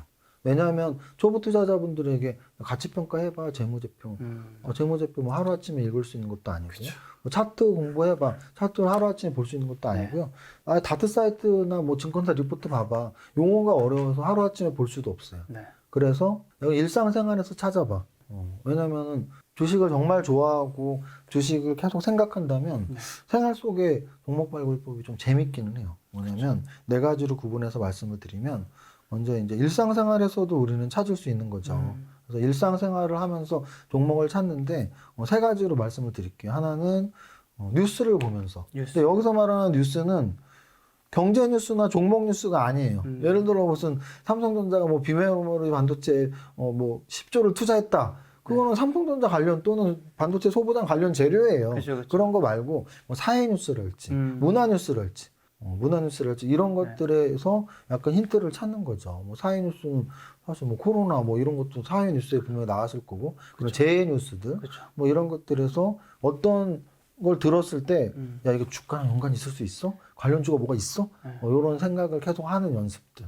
또는 못한다면 어떤 큰 재료가 뉴스에 나오면 네이버 검사 한번 해보세요. 그러면 아마 1시간 전, 2시간 전에서 그런 거 글을 올리신 분들이 빠르신 분들, 빨리 그걸 캐치해서 원래는 글 안 올리는데 글 올리는 사람들은 자기 투자 안 하시는 분들일 수도 있어요. 왜냐하면 어떤 재료가 나왔을 때 내가 몇억 몇십억을 하고 나 혼자 사야 되니까 빨리 올리면 안 되는데 올리시는 분들이 있더라고요. 어쨌든 어떤 재료를 들었을 때, 뉴스를 들었을 때 내가 생각하는 연습.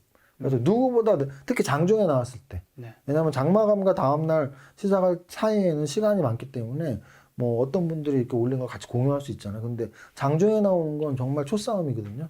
장중에 어떤 재료 뉴스를 접했을 때 이게 관련 있나?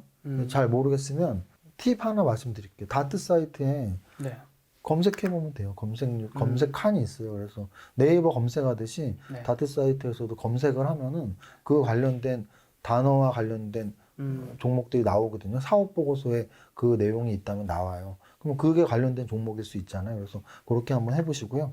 그리고 이제 소비할 때, 그래서 소비할 때는 사실 뉴스나 리포트보다 더 빠르죠. 왜냐하면 뉴스가 예를 들어서 어떤 제품이 요즘 히트하고 있습니다. 그게 뉴스에 나오는 거고, 또 그런 히트 제품이 매출이 좋은지 탐방 가서 알고서 리포트가 나오는 거거든요. 그럼 가장 가깝게는 직접 소비한 사람이 제일 잘 알겠죠. 그렇죠. 특히나 야 이거 제품 너무 좋은데 이거 사람들 많이 쓰겠다.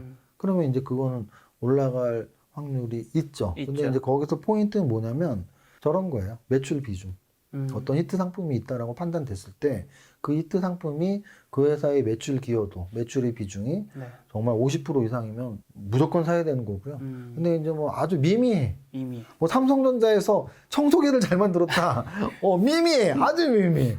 근데 뭐 어떤 제가 회사에서 빅히트 상품이 나왔다. 예를 들어 크라운에서 예전에 허니버터 나왔을 때 네. 주가가 거의 100% 이상 올랐거든요.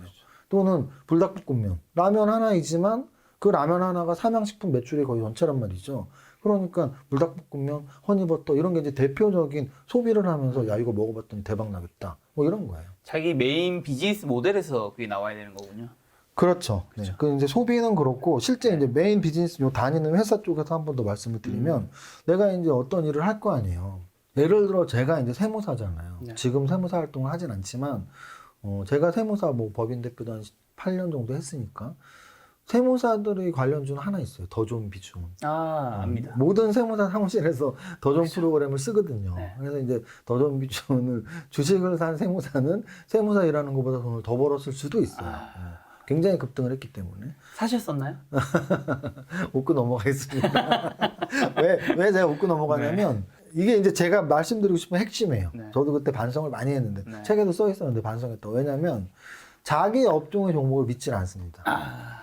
의사들이 제약바이오 절대 안 사고요. 네. 뭐 이게 자동차 만드는 사람들이 자동차 부품들을 안 사요. 그죠, 그죠. 왜냐면 자기 업종의 회사들을 좀 깔보는 경향이 있어. 맞아. 저게 뭐가 대단하다고 뭐 이런 거죠. 네. 그래서 이제 세무사들도 더전 비전을 다 썼지만, 저 회사가 뭐 올라봐야 뭐 그냥 이렇게 기장이나 하고 하는 건데 뭐. 네. 근데 이제 그 더전 비전이 어떻게 보면 빅데이터, 네. 이거 월봉으로 보면 이거 엄청났거든요. 네. 이거 아까 너무 짧게 봤구나. 이거 좀 다시 길게 늘리면. 이게 제가 세무사업을 언제 합격하셨나요? 제가 2007년인가 했죠. 네. 2008년. 요 금융위기니까. 네. 그럼 금융위기 저점이 3,500원이잖아요. 네. 근데 지금 뭐 거의 뭐 10만 원이니까 그러면 30배 올랐잖아요. 그러니까 제가 말했잖아요. 세무사들 중에서 2008, 9년에 더전 비주얼은 1, 2억만 샀으면 세무사업한 것보다 더 벌었다. 그렇죠. 30배니까. 이때 1억 투자했으면 30억, 3억 투자했으면 100억 된 거예요. 네. 그러니까 이게 이제 텐베거의 무서움이고, 그리고 방금 전에 말씀드렸던 내 비즈니스에서 종목 발굴하는 게 최고다라는 말씀을 드리는 거예요. 네. 재무제표를 안 봐도 되고, 차트를 안 봐도 되는데, 내가 하는 비즈니스에서 분명히 나는 안단 말이에요. 그 회사가 무엇을 하는지. 그래서 예를 들어 뭐 의사분들 중에서도 네. 대부분은 제가 알기로는 제약바이오 다 쓰레기야. 뭐 신약 개발 웃기고 있네. 야 신약 개발 되겠니? 그게 뭐 이런 의사분들이 진짜 많아요. 그런데 그래도 눈높이를 낮추실 필요는 있다. 연예계도 마찬가지예요. 연예 기획사 하시는 분들이 연예 기획 예를 들어 빅히트 8조 생각이나 했겠어요? 못했죠. 생각 절대 못해요. 근데 시장에서 지금 8조에 거래된단 말이에요. 그래서 그런 것들을 약간만 눈높이를 낮추시면은 자기 비즈니스 바운더리에서 좋은 종목을 골라낼 수 있습니다. 그래서 가장 빨리 고를 수 있는 거. 이것도 역시 피터 린치가 가장 책에서 그렇죠. 재밌게 잘 써놨죠. 생활 속에 종목 발굴 또는 뭐 심노타 이런 거를 제일 재밌게 잘 써놨는데 어쨌든 오늘 제가 갖고 온 이 8가지 기법은 제가 20년 동안 주식 투자하면서 그래도 좀 중요하다고 생각하는 것들 맛배기를 보여드렸고 한 8점까지 정도 있습니다. 다음에 또 말씀드릴게요. 다음번에 남은 이제 7,992개 한번 듣는 시간 가져보도록 하고요. 세무사님 말씀하신 마지막 생활 속의 종목 발굴법이 저는 어떻게 보면 일반 개인 투자자한테는 가장 그들에게 맞는 전문적인 투자법이 아닐까라는 생각도 들어요. 나머지는 사실 우리가 못하는 부분들이 많으니까. 일단은 어렵지 않고요. 그래서 저는 누가 이거 사랬어 해서 그거 왜 샀어 그러면 그냥 사래. 뭐 하는 회사도 이름도 처음 들었겠죠. 예를 들어 HMM 현대상선 이름 바뀐 거 모르는 분들이 더 많을 거예요. 그러니까 그쵸. 그냥 누군가 사라는 걸 사는 거죠. 네. 너무나 많은 종목이 있으니까. 근데 그럼 애착도 안 가고요. 믿음도 안 가요. 그렇죠. 그래서 저는 종목을 선정할 때 처음에 정말 재무제표도 모르고 차트도 모른다면 주변에 어떤 관심 있는 분야나 뭐 내가 하고 있는 비즈니스 또는 뭔가 소비 활동을 할 때 이것도 상장 기업인가 아닌가 네. 구분을 하고 상장 기업이면 야, 이 회사는 진짜 좋은 회사인가 보다. 뭐 이렇게 좀 접근을 매일매일 생각해보다 보면 바뀌어요. 그건 확실히. 자, 이제 3월 시장 점검을 이제 세무사님과 마쳤는데요. 이제 사실 항상 그 2시에 오시잖아요. 네네. 2시에 오시면 원래는 굉장히 빠른 스피드로 말씀하셔서 한 4시쯤 되면 끝나요. 그리고 5시에 생방이라서 여유 시간이 있었는데 지금 굉장히 지금 5분밖에 안 남아서 빨리 마지막 인사해야 되거든요. 자, 마지막으로 이제 시청자분들한테 해주고 싶은 말씀이 있다면. 네. 작년 8, 9, 10월하고 네. 올해 1, 2, 3월하고 차트 형태가 좀 비슷해요. 네. 그러니까 무슨 말이냐면 조정장이었거든요. 네. 작년 8, 9, 10월이 조정장이었고 올해 1월, 2월, 3월이 조정장이었는데 뭐 작년에 11, 12월이 워낙 급등했으니까 네. 뭐 4월, 5월에 좀 좋아지지 않을까 생각은 하지만 예측은 틀리라고 있는 거고 50%밖에 안 돼요. 그래서 네. 뭐 올라갔으면 하는 마음인 거고 네. 올라가지 못하더라도 각자 좀 대응 잘 하셔서 그러니까 예측과 대응의 영역이니까 예측이 틀리더라도 또 대응을 잘해야 되니까 4월 한 달 동안 대응 잘 하셔서 네. 계좌에 수익을 내거나 또는 잘 지키거나 그리고 또 한 달 후에 또 좋은 내용 갖고 찾아뵙겠습니다. 알겠습니다. 지금 1월 달에는 하락을 좀 했다고 볼 수 있겠죠. 그리고 2, 3월에는 거의 정체였다면 네, 네. 4월은 마이너스 플러스 정체 좀 어디 쪽 보시나요? 빨리 끝내야 된다면서요. 그러니까 빨리 끝내려고요. 예스와 노로 말씀드릴게요. 네. 지금 월봉상으로 계속 플러스였어요. 네. 그리고 심지어는 5월 공매도 재개가 또 이슈가 될 거예요. 그래서 사실은 월봉상으로 그러니까 전월 기준 마지막 한 달 동안의 상승 하락으로만 본다면 약간은 마이너스 보일 확률이 전 더 높다고 봐요. 근데 이제 그거보다 더 중요한 건 네. 여러분들 실전 수익률에서는 아까 말씀드렸던 가치 주냐, 기술 주냐, 또는 성장 주냐, 뭐 네. 컨택트 주냐, 언택트 주냐, 구분은 각자 하시되 개념은 다 이제 이해하셨으니까 네. 어느 쪽에 투자 비중을 더 둘 것이냐, 어떻게 포트폴리오 재정비할 것이냐, 그게 수익률에는 사실 훨씬 중요한 고민일 것 같아요. 네, 알겠습니다. 마지막 인사드리겠습니다. 오늘 만나뵌 손님은 슈퍼게임 이정유 세무사님이었습니다. 지금까지 여러분 소중한 시간 함께해 주셔서 정말 감사합니다. 오늘도 김 작가였습니다. 고생 많으셨습니다. 네, 감사합니다.